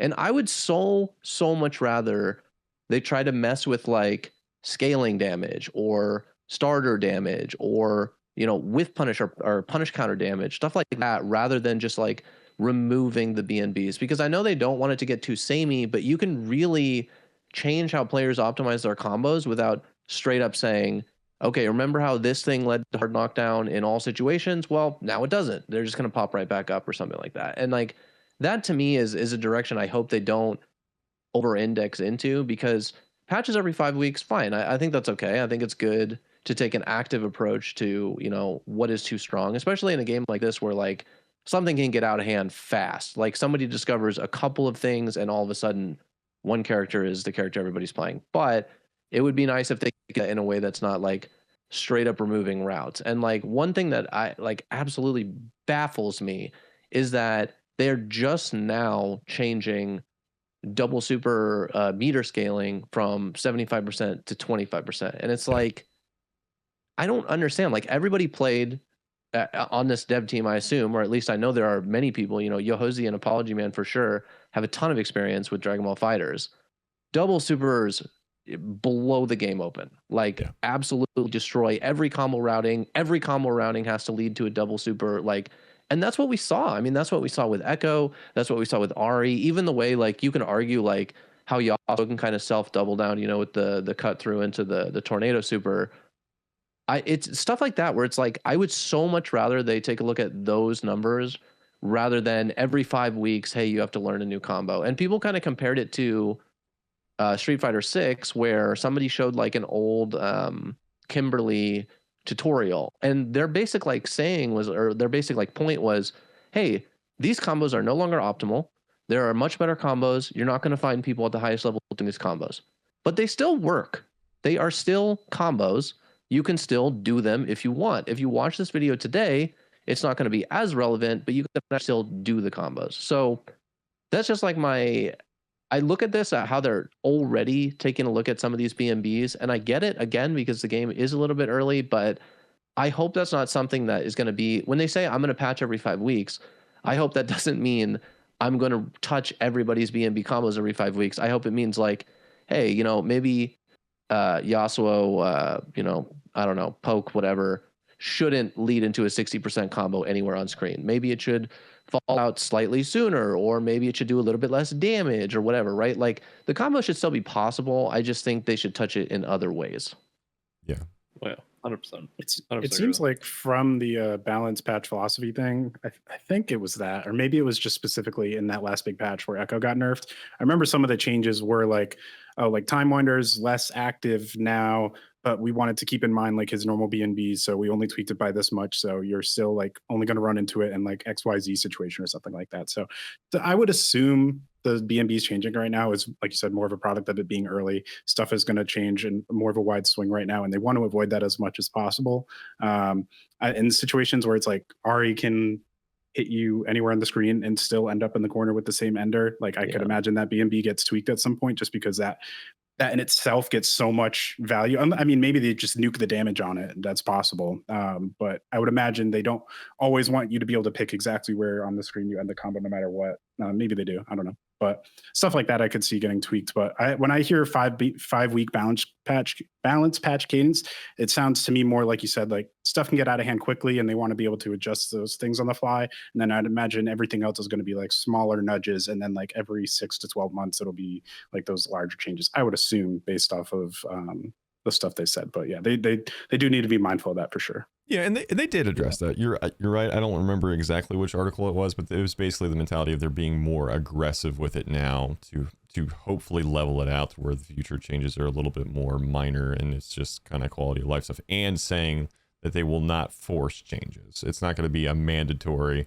we shake everything up just because we haven't balanced anything or changed anything in 5 weeks. Like they're not going to overdo it if they feel like the game is in a good place, which I think Yasuo specifically, it legitimately be like they got rid of a route because he was busted and he had like crazy damage and he just had the world, and then somebody would find a combo where one thing didn't scale right and then the next BNB is also busted and also was just like doing way too much damage, so they nerfed that to where you had to do different routes. And then they basically found the backshots combos and like some of these lockdown supers where, okay, well, we got to get rid of some of these stance chainings where you're doing stance heavy 4 times in a combo that can't just do base damage like that. So like I think it has been specific stuff and like just weird reasons for Yasuo specifically, but hopefully future champions don't go through waves of just like big crazy shakes and just change, because again, learning combos does suck, and I would certainly prefer just like a difference in scaling or different approaches to it, or even honestly maybe even getting rid of some of his tools, because again I think there's honestly even still an argument to nerf Yasuo. So I think maybe different approaches would be nice, because right now my hands are jelly, and I'm also feeling like I'm officially at the point of, after learning the next wave of BNBs, that I'm just like my hands are just not cooperating like at all. And I'm not sitting here trying to complain or anything like that. I just want to see things streamlined for future patches. I don't want it to feel like if you're playing top tier, get ready to have your legs broken either. Hopefully they find it right. Find a balance where it's not League of Legends balancing, where we know the new champion's going to be busted as hell and you just have to wait for them to do something about it later. Hopefully there is kind of a middle ground, or they feel it out ahead of time and kind of get things a little bit more right. But the other thing that's been a little bit interesting is just when they make some of these changes, and it does break things in other ways too, because I mean that's something that just happened with Warwick, and I feel like there was a couple other champions where changes to some things broke something else. So I think that they're still just getting used to balancing and changes as a whole as a new dev team too.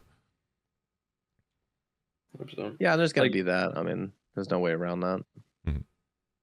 I was gonna say, like, there's a way I think where Riot can pivot the games, like keeping it fresh and making the game feel new every single time, without actually like changing anything. And I think that's from new characters, because like from the style of what this game has, like I was saying earlier, I'll just expand on it. It's like the interactability of the characters is insanely high. Like I don't know a fighting game that has this level of interaction between characters, and like it kind of like is similar to like Deadlock or Dota in that sense, where there's so many different interactions that characters have with other characters where they just make a brand new thing on its own, of like this just this cool weird thing you can do. So like I don't know if you guys play Deadlock, but an example is like there's a character named Ivy which you can fly around the map, right? But then you can grab someone and take them with you. But then there's a character named Seven which basically just has like a massive AoE ult, and you can just fly around this massive death ball. You know, it's stuff like that. Or there's like a certain item that does something with a certain character, and there's so much like it kind of feels endless, like possibilities, right? And so when you add a new character that also has a level of interaction like that, it just adds even more possibilities. Like an example I was talking about with my friend would be like if they added Zed to the game, right? Like just with the way Jinx chomp trap works, right? Like the way that you can hit it and interact with it and beat it around as like you and your teammate. You know, like what if there's a way that you can like lob the trap over into a Zed shadow, and Zed kind of like hits the trap, and then Shadow teleports to the other side and like slam dunks it down, right? Like there's things like that you can do, whether it like, you know, it's not like this is a meta defining thing and this is the most broken thing ever, but it's just the interactions of ways that you can play the game and do cool things like that that's going to like give it like a lot of longevity in that long term, because there is like cool stuff like that you can do, where like, you know, if you have like the stock standard like just like, you know, typical fighting game approach of like, you know, oh, you just do the combo and then that's it, you know, it kind of leaves it a bit more bland. But I think, yeah, like Riot has like a really cool angle here in which they can basically give the game permanent like replayability and longevity, because every time that they add a new character, as long as it's just as interactable as all the other ones that they've added, you can kind of continually build up this like, you know, it's exponential. So say like, you know, one of the new characters they add, you know, just has some really crazy interaction with Warwick that creates like a really cool way to play, and you know, stuff like that. It kind of scales up. So I hope they really push into that outside of like, you know, what you guys are saying with the changing combos, because Guilty Gear Strive Season 4, man, that I've talked about it before, but God, the changes to combos and that felt awful. Especially being someone who played, you know, every character. It's like, oh, I can play every character. This is fun. I'm having a good time. And then, oh, wait, no, I can play nothing now. You know, it's been it 10 times as hard. So, yeah. Well, same with fuses, right? I mean, because that's like in the same way like a new character synergy can unlock an old character. I mean, fuses can unlock new teams, new team comps or new characters. Yeah, I mean, and in a way that like, yeah, you can like make adjustments to fuses that can do the same thing, but like a new fuse is very similar to a new character, in my opinion, where like it can really like blow the game open again. And this is already a game, you know, like I am not a huge lab monster. I've always kind of been like lab as needed and then just jump into some games kind of guy. But legitimately 2XKO is fun to lab. Like it is. Yes. If you like fighting games, it is fun to lab. I mean, there's a lot of stuff you can do, even with just like, you know, Braum Darius, who you wouldn't think of, I think, as like a huge combo team. There's a ton of ways to like try to get into unbreakable state and then unload and then do a super and then freeze so they're stuck and then, you know, finish the combo with the launcher or whatever. And I think in the same way that like you can do that, even just having fun by labbing, for somebody like me who doesn't have that much fun labbing normally, if you have a new fuse, like something that fundamentally changes the rules of the game, it brings everybody back. It kind of unlocks everything again. But it's the same thing as like a character where it's development effort, right? I mean, it's just new content. You have new things to balance. You have new bugs to look out for. Like it reinvents the game, but that's like the highest cost way to keep people interested, you know? It's not something they can do all the time.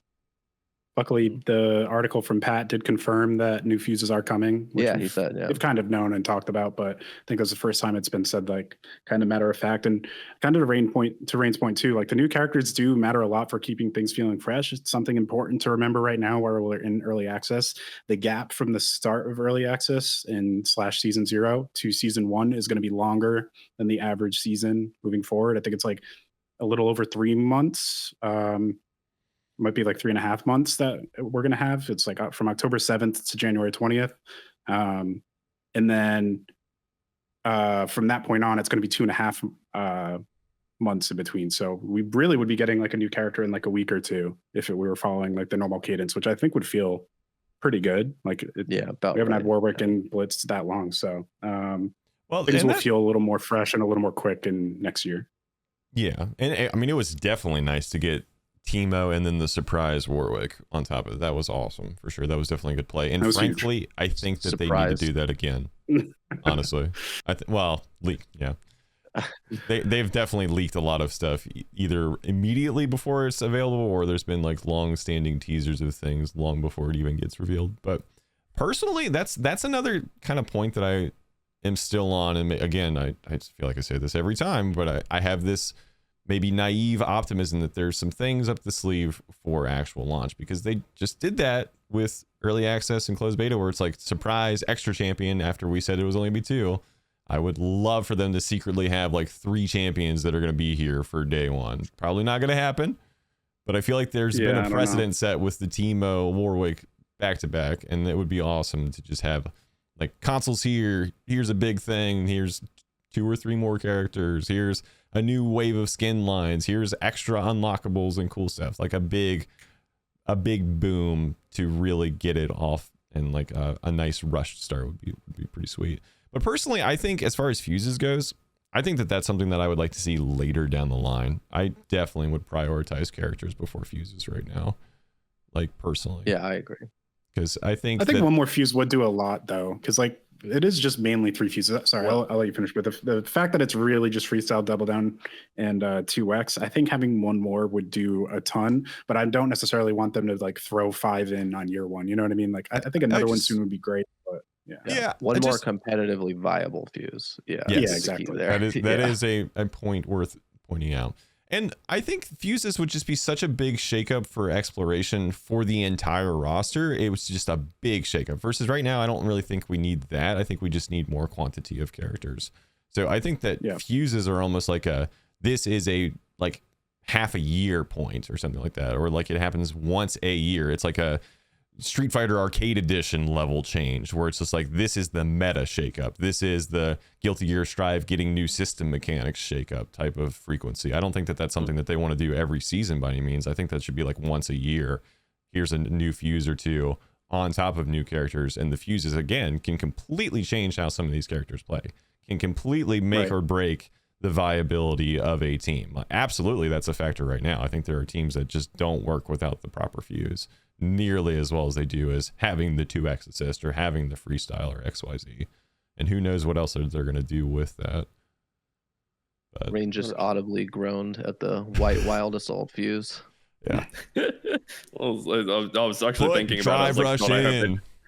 I hope they don't add like a armor fuse or something, which is just like assists are now armored. Yeah. I don't know what they could do, honestly. Like, I think getting into some weird gimmicks like that, like I played MVCI and I like some of the stones and what they do, but there are some weird stones in MVCI, and unfortunately I think it is at the like there is a top tier like play soul and maybe time, I guess, or whatever, and then a lot of them are really just not as viable. But it's also pretty cool to see people making teams work with junk ass stuff because they have a cool stone or whatever that just somehow makes it work, and you're the one guy that plays that team. I do like seeing a lot of that stuff too. Yeah, I still think you could do grooves, groove kind of fuse, like your meter's different, or even like a V trigger kind of fuse where different effects happen as you're lower, and maybe you get access to something else. I think there's places they could go with fuses, but I completely agree with you. Like, number one, they break the game open. Just fundamentally, they change the rules of the game. So I don't want to see 3 of those in a year, ideally.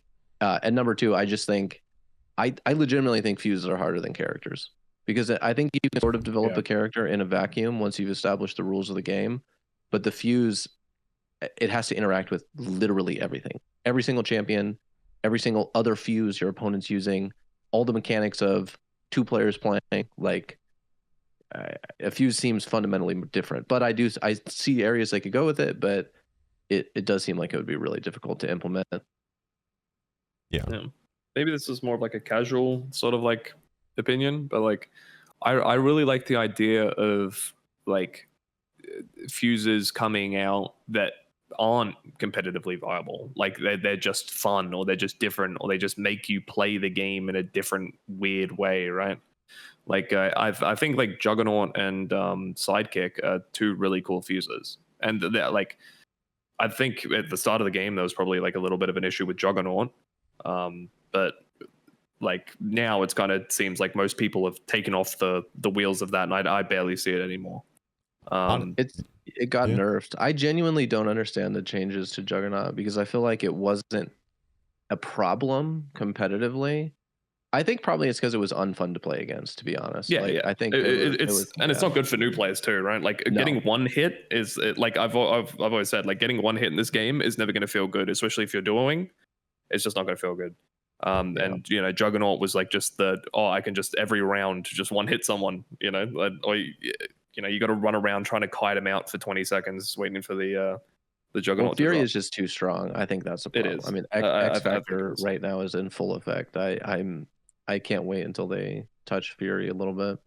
100%. But like I think it's cool just to have a different way to play, right? Like if you do want to play Sidekick with a friend, or you do want to Juggernaut, or whatever you want to do, you can do it. I think it's better to have the option to can do it, and it's not viable, than not have the option at all, right? Like I would rather like say like 8 fuses where like half of them are just like kind of funky and fun and cool, than have, you know, 3 hard locked, you know, these are the only ones and they're all competitive. Like I don't know.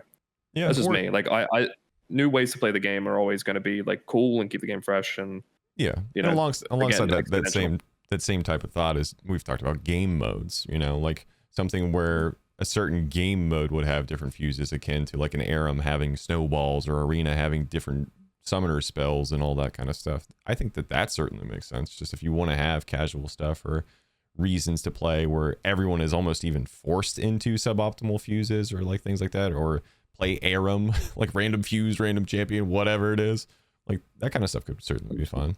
And especially if you know for a fact that the fuse is going to be suboptimal, it'd be cool to play it in a way that is a little bit more Fiesta style with it too. Which I would love to see. I mean, I would love to see more goofy stuff like that, genuinely. I'm wondering how it would go, like having like a like in competitive, there's a lot of games have been picking it up recently. This is typically games that like bigger champ pools, but see how it goes. It's like a forget what they call it. It's like Iron Man or something. I don't know the rule, like Fearless.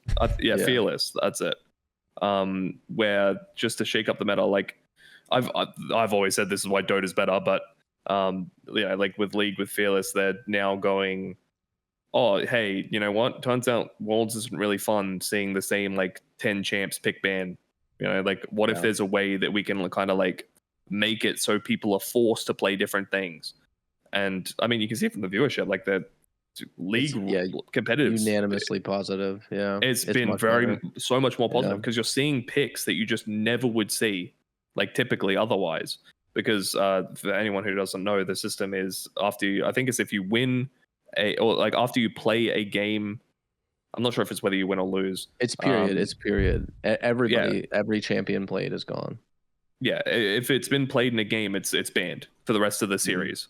So if it Worlds, you know, if someone in quarterfinals picked Nocturne, unlucky buddy, Nocturne's out of the tourney, right? And you just cycle through all the champions, and you know that you start to see some like really unique picks, and like, you know, and it forces pro players to sit there and think, hey, I'm not in the comfy confines of this thing that I've like mastered to the highest level.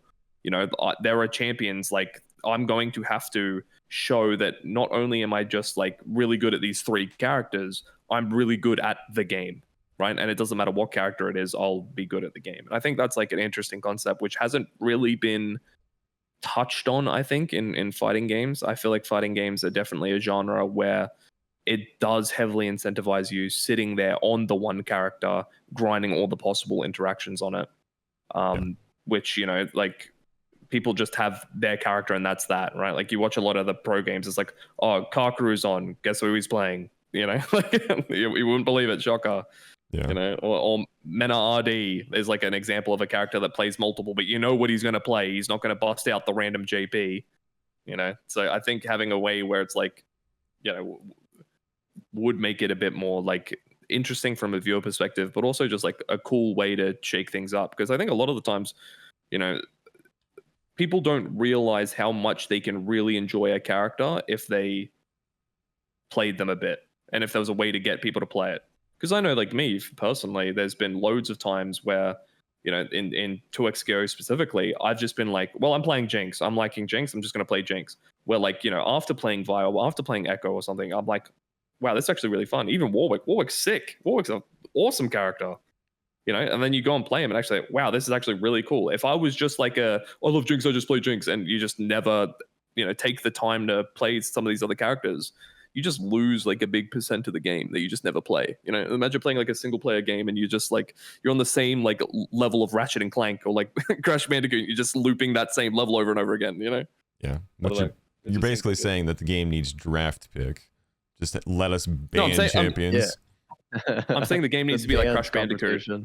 That would be definitely not ready for it now with 11 champions, but it would be pretty sick if you just got like 2 or 3 bans, like a separate queue. I was asked about this, sorry, by my brother, because he was the guy that I played with. He's like a brand new player, and you know, I mean, I'm a complainer. I'm a natural born complainer, so I was complaining nonstop about certain champions, and he was just asking, he's like, why don't fighting games have like a ban thing like League? Because he primarily plays League.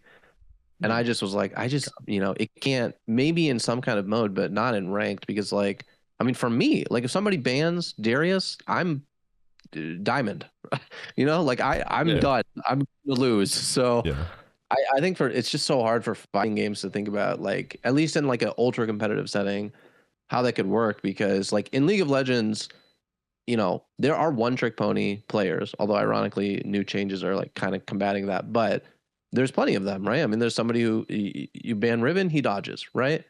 But in fighting games, there are 50 times more of those kinds of players, right? I mean, there are players who, you play your one character and, you know, you want to put a lot of time into that character. And if something were to happen and you couldn't play that character, you're not even going to play competitive at that point. So I could see it, like you were saying, Bruiser, like as a different mode, sure, but like it would be really hard. It would be impossible right now with 11 champions, but it would be really hard even in the future, like to have some sort of system of bans or like fearless draft in the same way that League does. And similarly too, like League of Legends, I don't think they could have done that 5 years ago. You know, like when they were first talking about, you know, again, I've played League long enough to remember when it was 3 bans per team.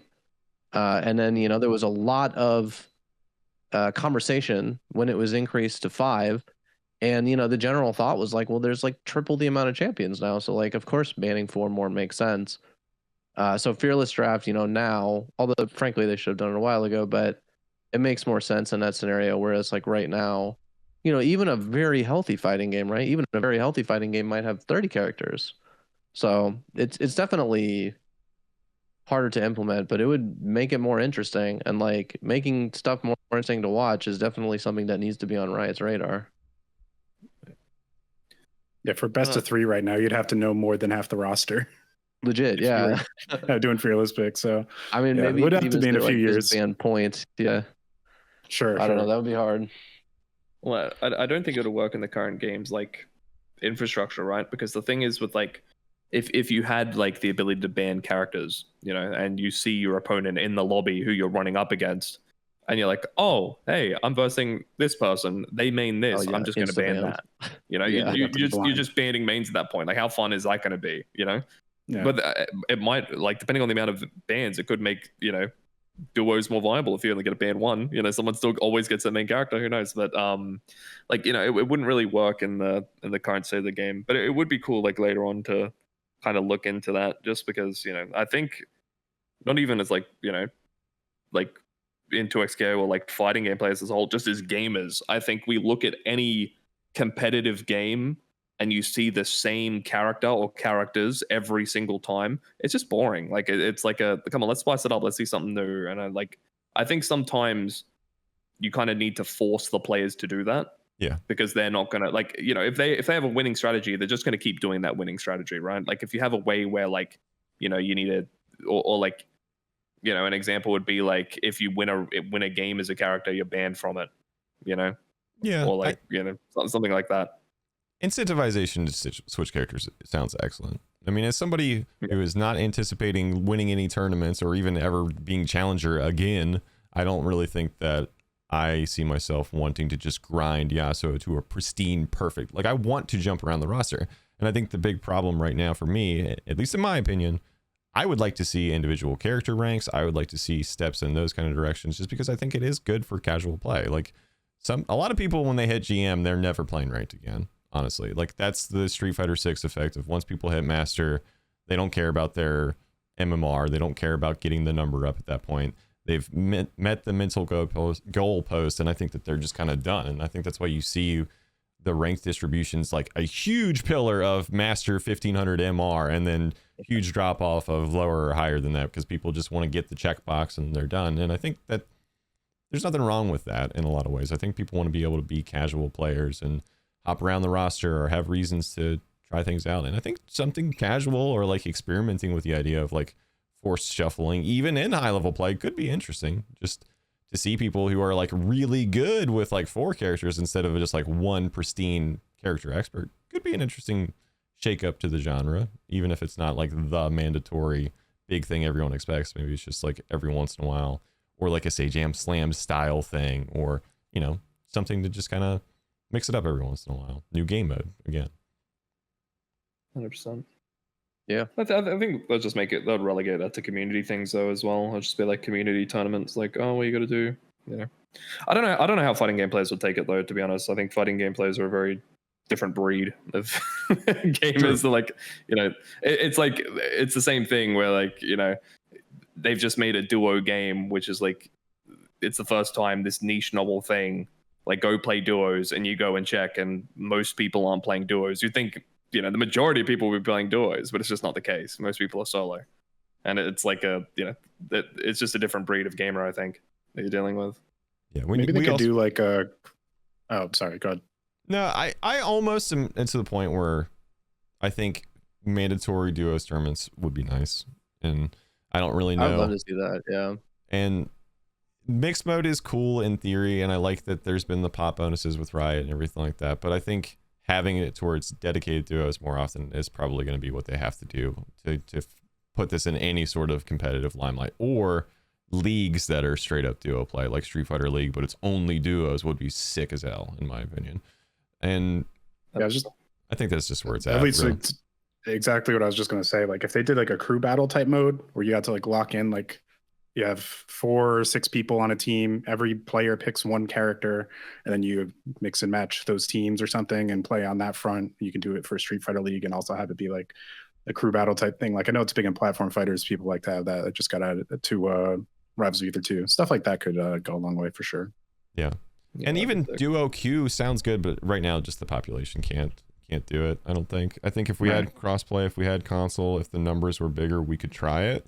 But right now, I think it would be searching for games for a very long time, and there would not always be a lot of duo players. To Rayn's point, I mean, it's for certain regions especially, but in the future, it just wouldn't work. Yeah. I think it could. I think it could when players are bigger, when consoles out there. If we get an Evo, like headline Evo day that has a solo tournament and a duo tournament or something like that, and they're separate things, and you want to watch them both, could get a lot of eyes on how cool duos actually is. Because I think we're all on the same boat of like, duos is a ton of fun. Like, I think there's a place for it, and I do think that there's a place for it competitively.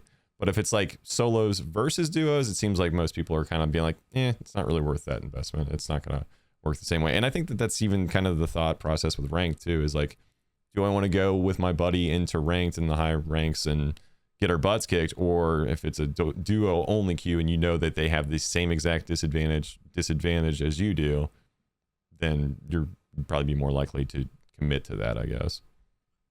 That's why you play ranked, right? Is like you want an even playing field. That's the entire point. Is like Exactly. it's supposed to be competitive, right? Like Yeah. who goes to like an Olympic 100-meter sprint, but some guy's starting 30 meters ahead of you. Like at what point then is it like, okay, well, where's the competitive integrity of this? It's the exact same thing. And like having two players pit against one, like in anything, I don't think you could make fair and anything, like, or like at least make it even. To some degree, like sure, there's some perks to being duo, and there's some downsides, but it's just not even. Me as a player would feel a lot better playing against a 2v2 team and being, hey, we beat this 2v2 team. There's no like alternative. There's we just played better as a team. Than, oh hey, I versed this one guy, like because that's how it was for me. I don't know, maybe I'm like a salty, sad old man gamer, but like you sit there and you're like, oh yeah, that's cool. He did a really cool combo. I literally would never hit that with my duo, by the way. You know what I mean? Like we would have to sit there for years trying to get this, like to execute this in an actual match. Yeah. Like we just basically cut off this route. Yeah. I mean, unless we wanted to like live and breathe it. But it's funny too, because it's such a weird thing to want to promote and want to succeed, because literally the reason I play fighting games is to not have teammates. I was a long time League of Legends player. I was a long time Magic the Gathering player. I was a long time Counter-Strike player. In each one of those, I felt like I had this variation of League and Counter-Strike being like, you get bad teammates or hackers in Counter-Strike, which sucked. And you just lose so many games to things that you feel like you don't have control over and you hate it. Like League is notorious for that, of course. And Counter-Strike was definitely in the same vein. And then Magic was just the randomization of it. But the reason that I made fighting games like my primary genre is 1v1, me versus you. We can literally pick the exact same characters. There's no variation. Like there's no imbalance to this. There's no excuses. And now I settled on the game where that's not necessarily the case, I guess, but it is something that I think is still like the most interesting part of 2XKO at the same time. So I don't know. I think a lot of people in the fighting game genre are kind of wired like what I'm explaining, where it's like it's me versus the world type of mentality. This genuinely is a brand new thing, so it's going to take some new thinking to kind of go. Of like with what you're saying of like the solo player experience, because I was exactly like that, right? Like you play enough League of Legends, you play enough team games where you sit there and just like, I have these donkey ape teammates holding me back from my true MMR, right? And then you'll go and play like but still. Oh, it's 100% true. But but you'll go and play fighting games and have the solo experience, and then you sit there and it's like, okay, well now it's all on me. Like I was a big player of StarCraft, right? StarCraft 2, loved 1v1s because it's the same thing. It's like if I lose, it's my fault. But then you sit there and play it, and then it's because it's so like 1v1 specific. It just has that feeling of like, like it does feel bad to lose because you're like, damn, that it is my fault. I could play better. Or alternatively, it's like they're doing some like bullshit strat. Like it's like playing chess, and they're always meta abusing because they're spamming queen. They keep playing the queen. Like, oh, you're meta abusing, bro. True. You're just playing meta. No, but like I think there is a good in between, because I've talked about this before with some of my friends in terms of like WoW rating. Because I did Mythic rating for a while and like with a bunch of my friends, and a big problem that I have with it is just the percentage of the outcome of success. And that's basically I think the biggest problem people have is, you take a game like League of Legends, just if you just like, rough ball math it, you're 20% of the team, right? You can only contribute to 20% of the outcome. Well, obviously that's not exact. That's kind of how it feels, right? You're only 20% of that. In World of Warcraft, if you're raiding a 20-man raid, you're 5% of the team, right? So if you're playing the game, what you do is kind of negligible at that point. Obviously, you still need to perform and do what you have to do, but in terms of the grand outcome, you're a very small factor in that. And then, the more players you add, the worse it gets. So, if you're playing Dark Souls, this is how I just explained it for WoW. It's like if you're playing Dark Souls and you're versing Millennia, but 95% of the time you just instantly explode and there's nothing you can do about it. Like it just randomly happens, you just die because some guy messed up, right? It wasn't your fault, nothing to do with you. Same thing. It's like, in League of Legends, if you're playing and your bot lane ints, which is 40% of your players, 40% of the time, just say like 40% of the time you just randomly explode again. It's like, okay, well, this is just it doesn't feel right because I'm being punished for something I didn't do.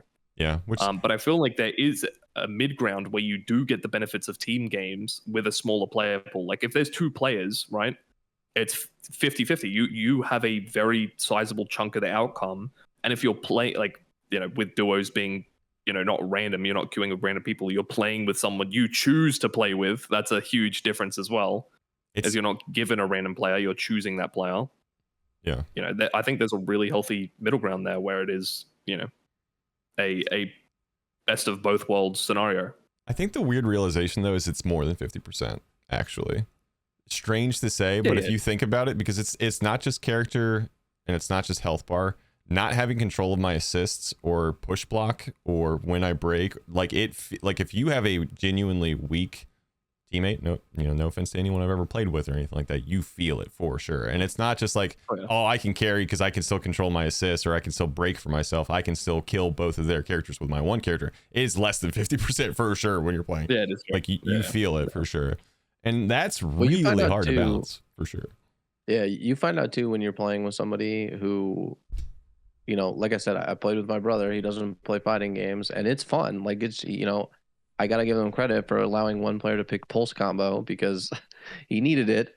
Yeah. But you find out really quick, like none of your BMBs will work ever if they don't know what they're doing. If you guys are not on the same page, and basically you go from every hit can do 60 to 80% to every hit can do 30 to 40%. So it's not 50%. I mean, if you're playing 2 players, one knows what to do, one doesn't, against one player, one knows what to do.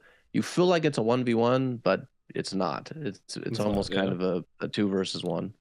Yeah. And it's weird. It's something like that. It's more the sentiment, but yeah. Yeah. No, your sentiment's right. It's just you feel it for sure into XKO. And I mean, again, we're pretty much talking about like duos is not necessarily going to be the competitive thing for everybody. And I think the majority of people, it won't be. I want it to be pushed as like a casual or like getting people into fighting games thing is probably going to be the biggest selling point for it. But yeah, you definitely feel it. Like people who don't know when to call assists and stuff like that, they'll literally break your combos or like weird bursts and whatnot. And yeah, it's really tough. I mean, turns out fighting games are hard, contrary to some people disagreeing with that. I do think the fighting games are genuinely one of the hardest genre, and you can see it pretty firsthand just playing duos, and you see like, oh yeah, you don't know when to do any of this stuff. Like you really are just mashing pulse combos or whatever it is. There's a lot more going on behind the hood than I think a lot of people who are casual realize. And I've definitely felt humbled very quickly to get my ass beat in duos where it's like, oh yeah, I'll go 2v1 of this. Like, no, I can't reset block strings, I can't extend combos, I can't even break, and I just get steamrolled. But it's not all about win-loss ratio. I'm just figured I'd say. But I think that's the charm of the game too, right? Is like, I think because there's just like this natural chaos of 2 players trying to control the wheel instead of one, that it makes the game so fun, and the interactions, and the game becomes so much more scrambly that like anything can happen, and things go in ways that if you're playing solo, they just wouldn't. Like solo is a very like refined thing, right? It's built over refinement. But like duos just, it becomes so chaotic so quick that it's just more enjoyable. Like obviously it's subjective, but I think it's the superior way to play the game. I think it's like it is going to be the most fun for the most people. And so it's just like, if that's the best way to play the game, you need to have a way to incentivize people to engage with that game mode. If you think, as well as the developer, like obviously they do because they wouldn't have made it otherwise, that's the best way to play the game. So, if they, it could be even small things, right? Like giving bonus credits for duoing, like you get a little bit more money, or you get a little bit more XP, or, hopefully they rework the mastery system and make it a bit more better. So that way, you can find an incentive there. Just finding ways to, highlight the duo play. Because I think, honestly, the duo's really what's going to, get the game through in the long run. Yeah, I definitely think I could be wrong. It could be the biggest thing as far as getting outside the already core audience for sure. And I think we've all talked about that. And yeah, I mean, just straight up, like I think duos is a ton of fun and ways to encourage it. But it again, I do think we're just kind of to a point where it's going to have to be forced, honestly, or maybe just when the player count is naturally larger, it'll be more naturally adopted. Really. It's one of the things I'm very interested about next week's Evo announcement show is I think we can assume 2X will probably be there in some capacity, probably a main lineup game. I don't want to speak ahead of turn or anything, but just seeing one, if they announce that it's there, and then two, do they announce, is it going to be mixed only? Or are they going to have mixed and duo as like separate brackets? I know Frosty Faustings is around the corner, and that seems like the big push from Riot's esports side of things right now. They have a lot of players like one trips to Frosty Faustings from events around the world at a lot of First Impact events. So we're really kind of getting into the nitty gritty of see how competitive really forms up next year. I think even Frosty still has not announced to what console it's going to be played on, whether it's going to be PC or console. I think it still says TBA on the site. So I think we all assume season 1 console will happen, but until we see it, don't really know for sure. But a lot of news coming around the corner for sure. And if Evo is announcing it, and let's say they do announce soon for Frosty what's going on, that means we might know about console stuff sooner than later. So a lot of good news around the corner, hopefully.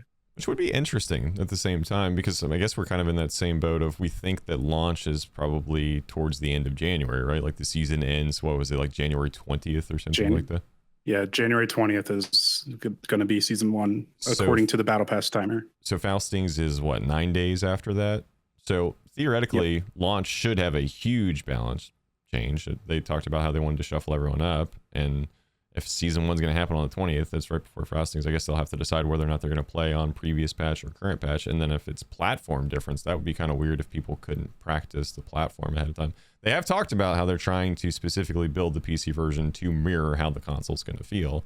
So I'm curious how close that they actually are, because I think they said that there's a caked in amount of like input lag and just the overall feel as they are trying to get it as close as they possibly can. So I am very curious to get my hands on the PlayStation version. Hopefully it'll just be the same game, because that would be awesome.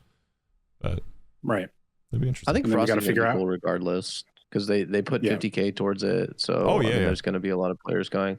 Frosty Faustings too, a lot of times does get international players. So I don't know who exactly is going to go. I know like Goichi started finally playing 2XKO a little bit more. I think some of the Japanese people, like we kind of talked about before, some of their players, I think we're a little bit slow to pick up 2XKO. Maybe because it was a PC game. I don't know if that's like a thing over there where they just don't play as much PC, but I think it'll be cool. I mean, that's one of the first like really tournaments since Evo France, which, Evo France again was on kind of a suboptimal balance patch in my opinion, but it'll be one of the first tournaments since Evo France that I think will have like huge player turnout, and even without the 50K. And so without it, it's even more money kind of on the line for people.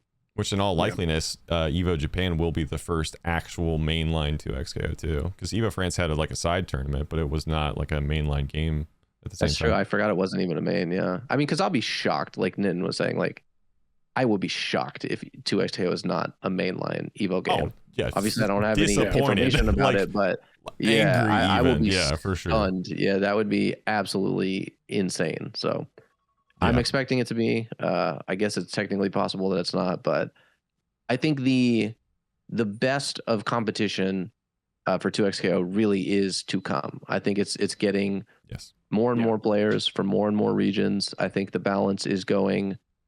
I'm a little frustrated with the slowness, but it's going absolutely in the correct direction. Agreed. And I think it'll just become more and more interesting to watch high level competition. So the tournaments that are coming up, particularly with Frosty Faustings, I'll definitely be watching.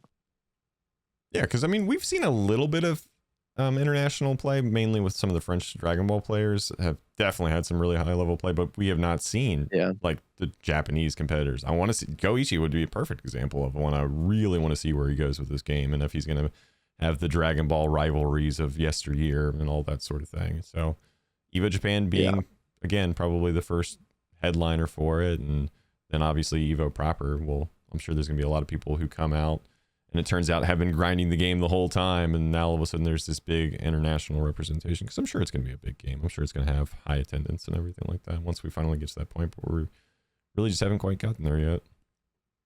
Yeah, it'll have entrance, I would imagine. Who really knows if it'll be bigger than Street Fighter 6? Like that's hard to say.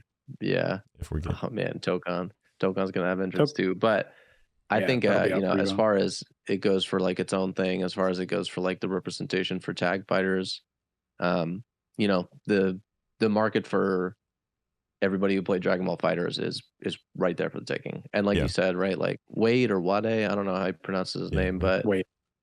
yeah, incredible player. He's been killing it over there. Obviously, guys like Noka, you know, French players always had a lot of good Dragon Ball Fighters players. Yeah, Wawa, exactly. And like, you know, I mean, Goichi or even like a Kazunoko, people who like play a lot of games and play tag fighters, you know, I would imagine they'll play. I mean, Goichi played DNF Duel. Yeah. He will play this game, but like he will compete in this game. So I'm sure there are players who, again, what I've always said and why I've always had high hopes for 2XKO, in addition to it being a very good game, in my opinion, it has the potential to be exactly like Dragon Ball Fighters and bring in all these people from all these different types of games. It has a great IP to kind of pull players off of it. As a competitive game, I think a lot of people, you know, and not just people you would think of, not just like the Sonic Foxes or the Super Noons or the Leffens, like it will pull a lot of people from a lot of different games. Whether it'll keep them or not, that's what we need to find out. But in terms of like original entrants, I think that, you know, not only are they already playing it, but they'll continue to play it and continue to compete. Yeah, which it has been such a golden age, and like fighting games have been doing very well, and there's been some big standouts. But honestly, like the last year has kind of tetered down a little bit, in my opinion. Yeah. Which, I mean, I think not for Street Fighter.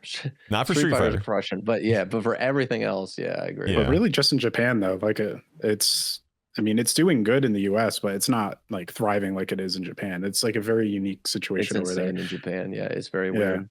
Yeah, it's awesome to see. And obviously, there's other stuff coming too around the corner, so there's going to be a lot of eyes just on fighting games in general. Got Invincible, Tokon, Avatar, See Me on Avatar, all sorts of stuff coming up. Oh, did you guys get in this weekend? No, I didn't sign up because I'm an idiot. I would have loved to try it, but I guess Tokon's about to happen in like 2 days too. I think I do have. I did not, but I'm going to be the low person on Avatar. I want to be impressed. I've always wanted a 2D Avatar fighting game, but I look at it and I just I'm in the camp that thinks it looks like a Flash game. That is where it does look a little rough. Yeah, I know it's like pre-alpha and like the stuff that they talked about, like they said, oh, you know, the HUD's going to be changed and stuff. It's like that doesn't bother me at all. But like right now, again, I want to be impressed, trust me. But right now, it looks so stiff. I can't mess with it at all. Scramble Heart City, like prove me wrong. It really swayed me on that. Like I thought the same thing about Scramble Heart, and then I finally played one of those playtests, and it's like, man, this game is saucy. It is really, really fun. So I don't know. I think I can push past the visuals, but we'll know more after this weekend. Just good times ahead. Definitely keep an eye on it. Yeah, there's a lot of stuff. So I mean, I'll definitely keep an eye on him.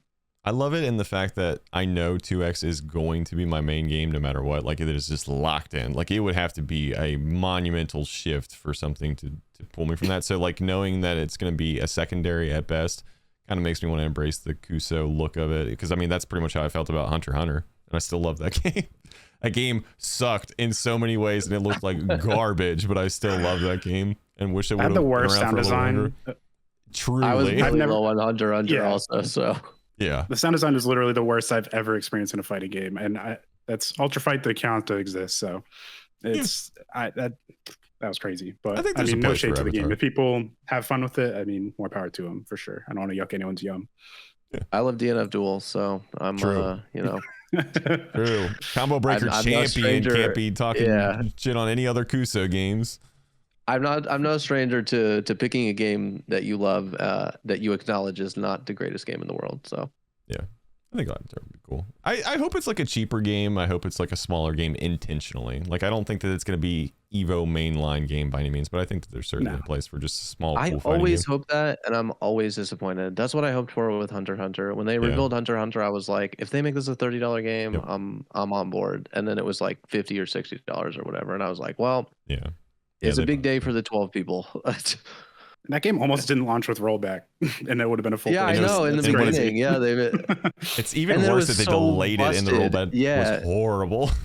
Yeah, it didn't work at all. I mean, they fixed it, supposedly, but a game like that already had an uphill battle. Let's say not only with what it was competing against, but also with what it was offering, and then they charged a lot, and then it didn't really work at first. It's like, okay, well. I mean, it's dead. So yeah. And supposedly they're doing DLC, right? I thought they had a DLC roadmap for the first season. They had a roadmap. I don't know if they're sticking with it. As far as I know, well, that's what I thought with DNF Duel, and DNF Duel released all their DLC. I got to give them credit for that. Legitimately, by the time they put out their first DLC character, they had 100 active players. That might even be generous.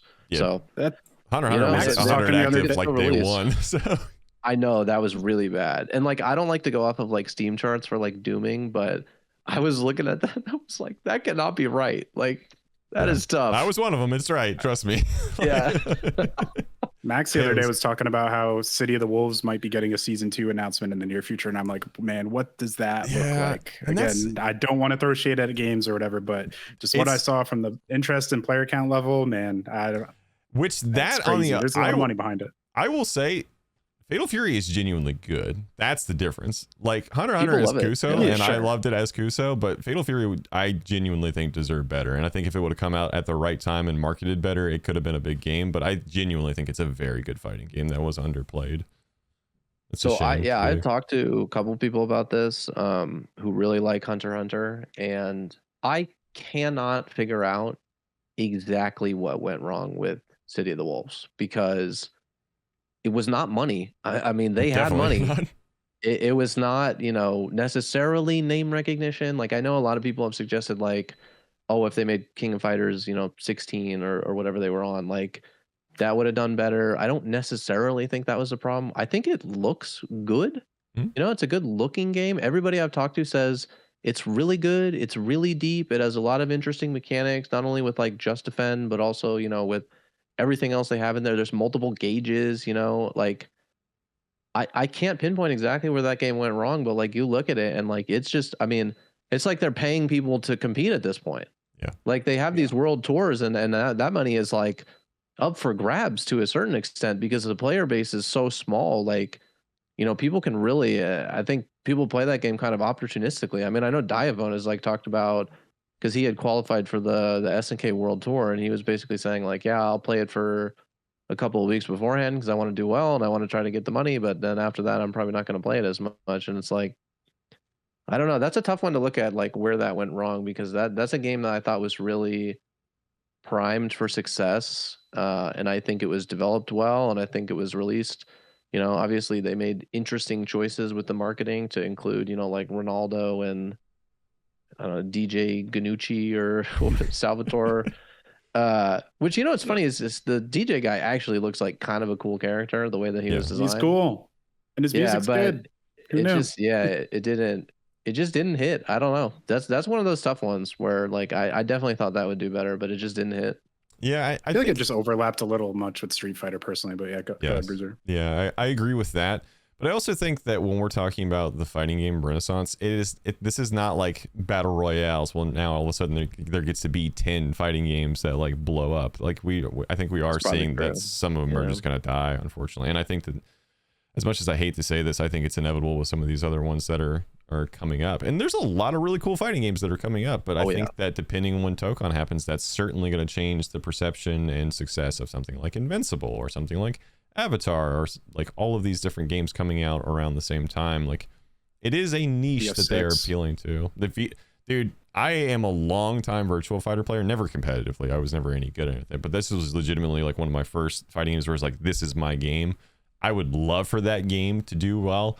After seeing Fatal Fury, I am terrified of what's going to happen for VF6. And like even Tekken 8 is not necessarily doing amazing right now, but how many people are going to want to play a more realistic version of Tekken? Like, do people want the anime nonsense of Tekken and they're only going to play the one 3D game? Because historically 3D games are pretty niche to begin with. Like, it doesn't really seem like Soul Calibur and Tekken are ever really alive at the same time as each other, even cannibalizing each other from the same company. But there's not usually a lot of 3D love, and Virtual Fighter was a pretty niche, long dormant franchise. I'm really curious how that thing's going to do, and I'm absolutely rooting for it, but I am scared. Yeah, I think the current like player base, at least for like tag fighters, I think can support 1 to 2 games that succeed, and there is like 3 additional games coming. I'm let's see what the Tokon changes were. I don't know how much people are going to view that as like a quote unquote tag fighter long term, but that's kind of true. Yeah, it's definitely different in the way that it's implemented, but I still think like as a general reception, it's going to be viewed. What I guess when I say tag fighter, what I mean is like not Street Fighter and not Tekken. Yeah. Because there's Street Fighter, there's Tekken, and then there's like other games. Now that Mortal Kombat is done, because I would have said Mortal Kombat previously. Yeah, I guess the one distinction I would make on Tokon is I could see it as being the new anime game, like the new Strive that people are playing for, rather than it being the tag fighter forefront. But yeah, I mean, who knows? It's like there's changes that they were super vague about what's changing. There's quick tags. Figure out what that means in 2 weeks. So we'll see in a couple days, I guess. But yeah, I was one of the people that when I played Tokon, I did not care for it, honestly. It felt like it was trying to be a team game, and it just did not feel as fluent as 2XKO. And I mean, biased, riot, chill, 2XKO lover here, so maybe take my input with a grain of salt, but it just felt like this weird in-between of either be a tag game or just be a 1v1 game. I didn't really understand how stilted and like stiff it felt, which again, they are changing it, but I was very surprised at my first Tokon impressions, and it seems like a lot of people kind of had this opinion. It's just like, this doesn't really feel as clean as I thought it was going to be. I think that they still need to shake up a lot of stuff, and the game's probably further along than people originally thought. I had fun, but I did not try to learn it at all. I just was mashing buttons, and I got off of like auto combo stuff like maybe on the last day, but I just was like, hey, I'm playing Captain America. I am only playing Captain America. So I didn't really try to learn the game. I just enjoyed, pressing buttons. Yeah, Captain America with assists still. That's about it. Yes, exactly. Yeah. I'm curious to you guys. Do you guys have any like final hopes for 2XKO? Like in what you hope comes out soon? I just want to see more viable characters, because I think what is really burned me, and I've been on vacation for the last week and a half, so that's why I haven't played the new patch or anything. But even before that, I was falling off of it because the 800,000th time that I get hit with a stand medium from Echo into a freestyle cross up into a 50-50 guess into another one that's plus on block, that's unparryable because it's a true block string, like it was wearing on me. So I don't know exactly what they need to change. And to be honest, I can completely respect the development decision to go slow, because I agree, you added all this cool stuff into the game. I don't want them to just remove BMBs. I don't want them to just cut somebody's ankles off, except for Timo, who I did want. But I think that I can't help fighting the feeling of like, this game is going to be so fun 6 months from now. Yeah. Like that's genuinely how I feel about it. Like when I can slap away a time winder, because that, in my opinion, has to be interactable, stuff like that. And I know they've made changes to it, and I like I said, I haven't played those changes yet because I haven't played the latest patch, but that's how I feel about the game right now, is like, I love this game, but I cannot help the feeling of like, I'm going to love it so much more 6 months from now when XYZ is toned down and XYZ or ABC is buffed up a little bit. So more changes. I know they have to go slow. I can respect that, but more changes is what I want to see. I want to see the middle, or I want to see the bottom come to the middle, and I want to see the top come to the middle. Yeah, 100%. I couldn't agree more. That's like exactly where I am with the game. I think we're at a very good direction. We're not necessarily quite at the perfect place quite yet, but I think more characters, more viability, more variety in the game plan, and just kind of buffing it up. Because again, I mean, I'm right there with you, Ken. I love the core gameplay. I think that they've done a lot to polish and get things going very, very close to where I want them to be, even with the balancing. You could maybe just use like one more decent patch, but really just quantity of characters overall and getting more features, more stuff, and just ramping it into. I usually kind of think along the lines of like year 1, year 2, that I think it's going to be genuinely something truly special at that point. But I think even a handful of more characters and things being more viable, and just because honestly in closed beta, I was kind of like, okay, this is getting a little bit repetitive. Like I really felt just looking at the same thing over and over again. And frankly, even just stages being limited and costumes being limited, just like, man, I am literally seeing the same thing. So it was a bit of a shot in the arm just to get costumes and get the Zon stage, get the Bandle City stage, get things to where just visually I'm not looking at the exact same thing every single time. But I still think we definitely need more characters and more representation, and it's just all that stuff that comes with time. So the faster that we can get it, I think I think it's an amazing foundation. I think it is very close to being a stellar fighting game, but I think right now it is just kind of content. That's just, I really think that is the one thing from keeping this from being like a genuinely amazing fighting game, like top tier level fighting game. 100%. Yeah, I think for me, they just keep heading in the right direction. Like you said, get the content out. For me, I think getting a tournament mode in game would go a long way. Oh yeah. You already have the whole room set up. You already have like, hey, your match is being called. Go to your cab. It's over here. Like everything's there skeleton wise. And I know the devs have a lot on their plate, and they're going to get to stuff as quick as they can. That's the one feature I personally would like to see. And then outside of that, yeah, just get content in, tweak the store a little bit, just get a little more friendly on that front, let people buy the stuff they want to buy. And other than that, keep going, because like I said, I think they're going the right direction. Once the game gets all the the vast majority of the bugs out, then we can reassess where the meta's at. I don't think it's going to be in a crazy bad spot, but that's really when I'm going to have like a more firm position on the meta and everything. So I think we're going in a good direction. Yeah, for sure. 100%. Rayn, you want to take us home into soft right? Yeah. Yeah, no, like I 100% agree with that. I think this game will be, the game in like a year's time from now. You know what I mean? Like more characters, more everything. It just needs more things. Again, the skeleton's there. They have the infrastructure. They just need to build up on it now. And it's just, that just takes time. So I'm optimistic to see where they go with it. Mm-hmm. I hope they just keep churning it out, really. Yeah. So I agree with you guys. Cool. Well, I guess that's a good place to end it then. There it is.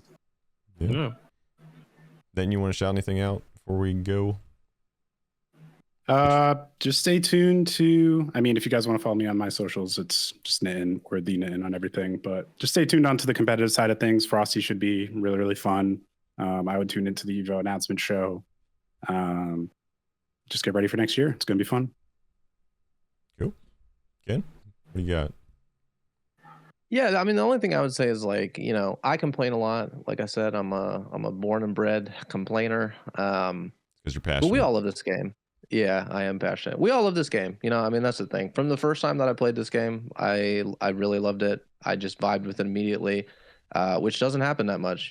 I play a couple of fighting games every couple of years and put a ridiculous amount of time into them, and as a result, I feel strongly about things that I feel strongly about. But yeah, all of us love this game. All of us want to see it succeed. I think it's going in the right direction. Nothing I've seen has made me think that it's going to die or it's going to be abandoned or it's not reaching the potential that it could or anything like that. So I feel the need to preface a lot of stuff with that because most of the other stuff I say is complaints. So I love this game, and anybody who's kind of on the fence about it, it's free. Give it a chance. It's very fun to play. I promise most of the stuff that I personally bitch about, you will never encounter, or you will be so in love with the game by the time you encounter it that you will have other stuff that you hate for sure. But the personal stuff that I have a problem with, that's for me to deal with. You just enjoy the game. Yeah. Rayn? And, subscribe to all these guys. Riot, add Salty Bet to the game and add Ramus, and buy Bitcoin. That's all I gotta say. True. Except for that last part. All right. Bye. All right. Thanks, guys.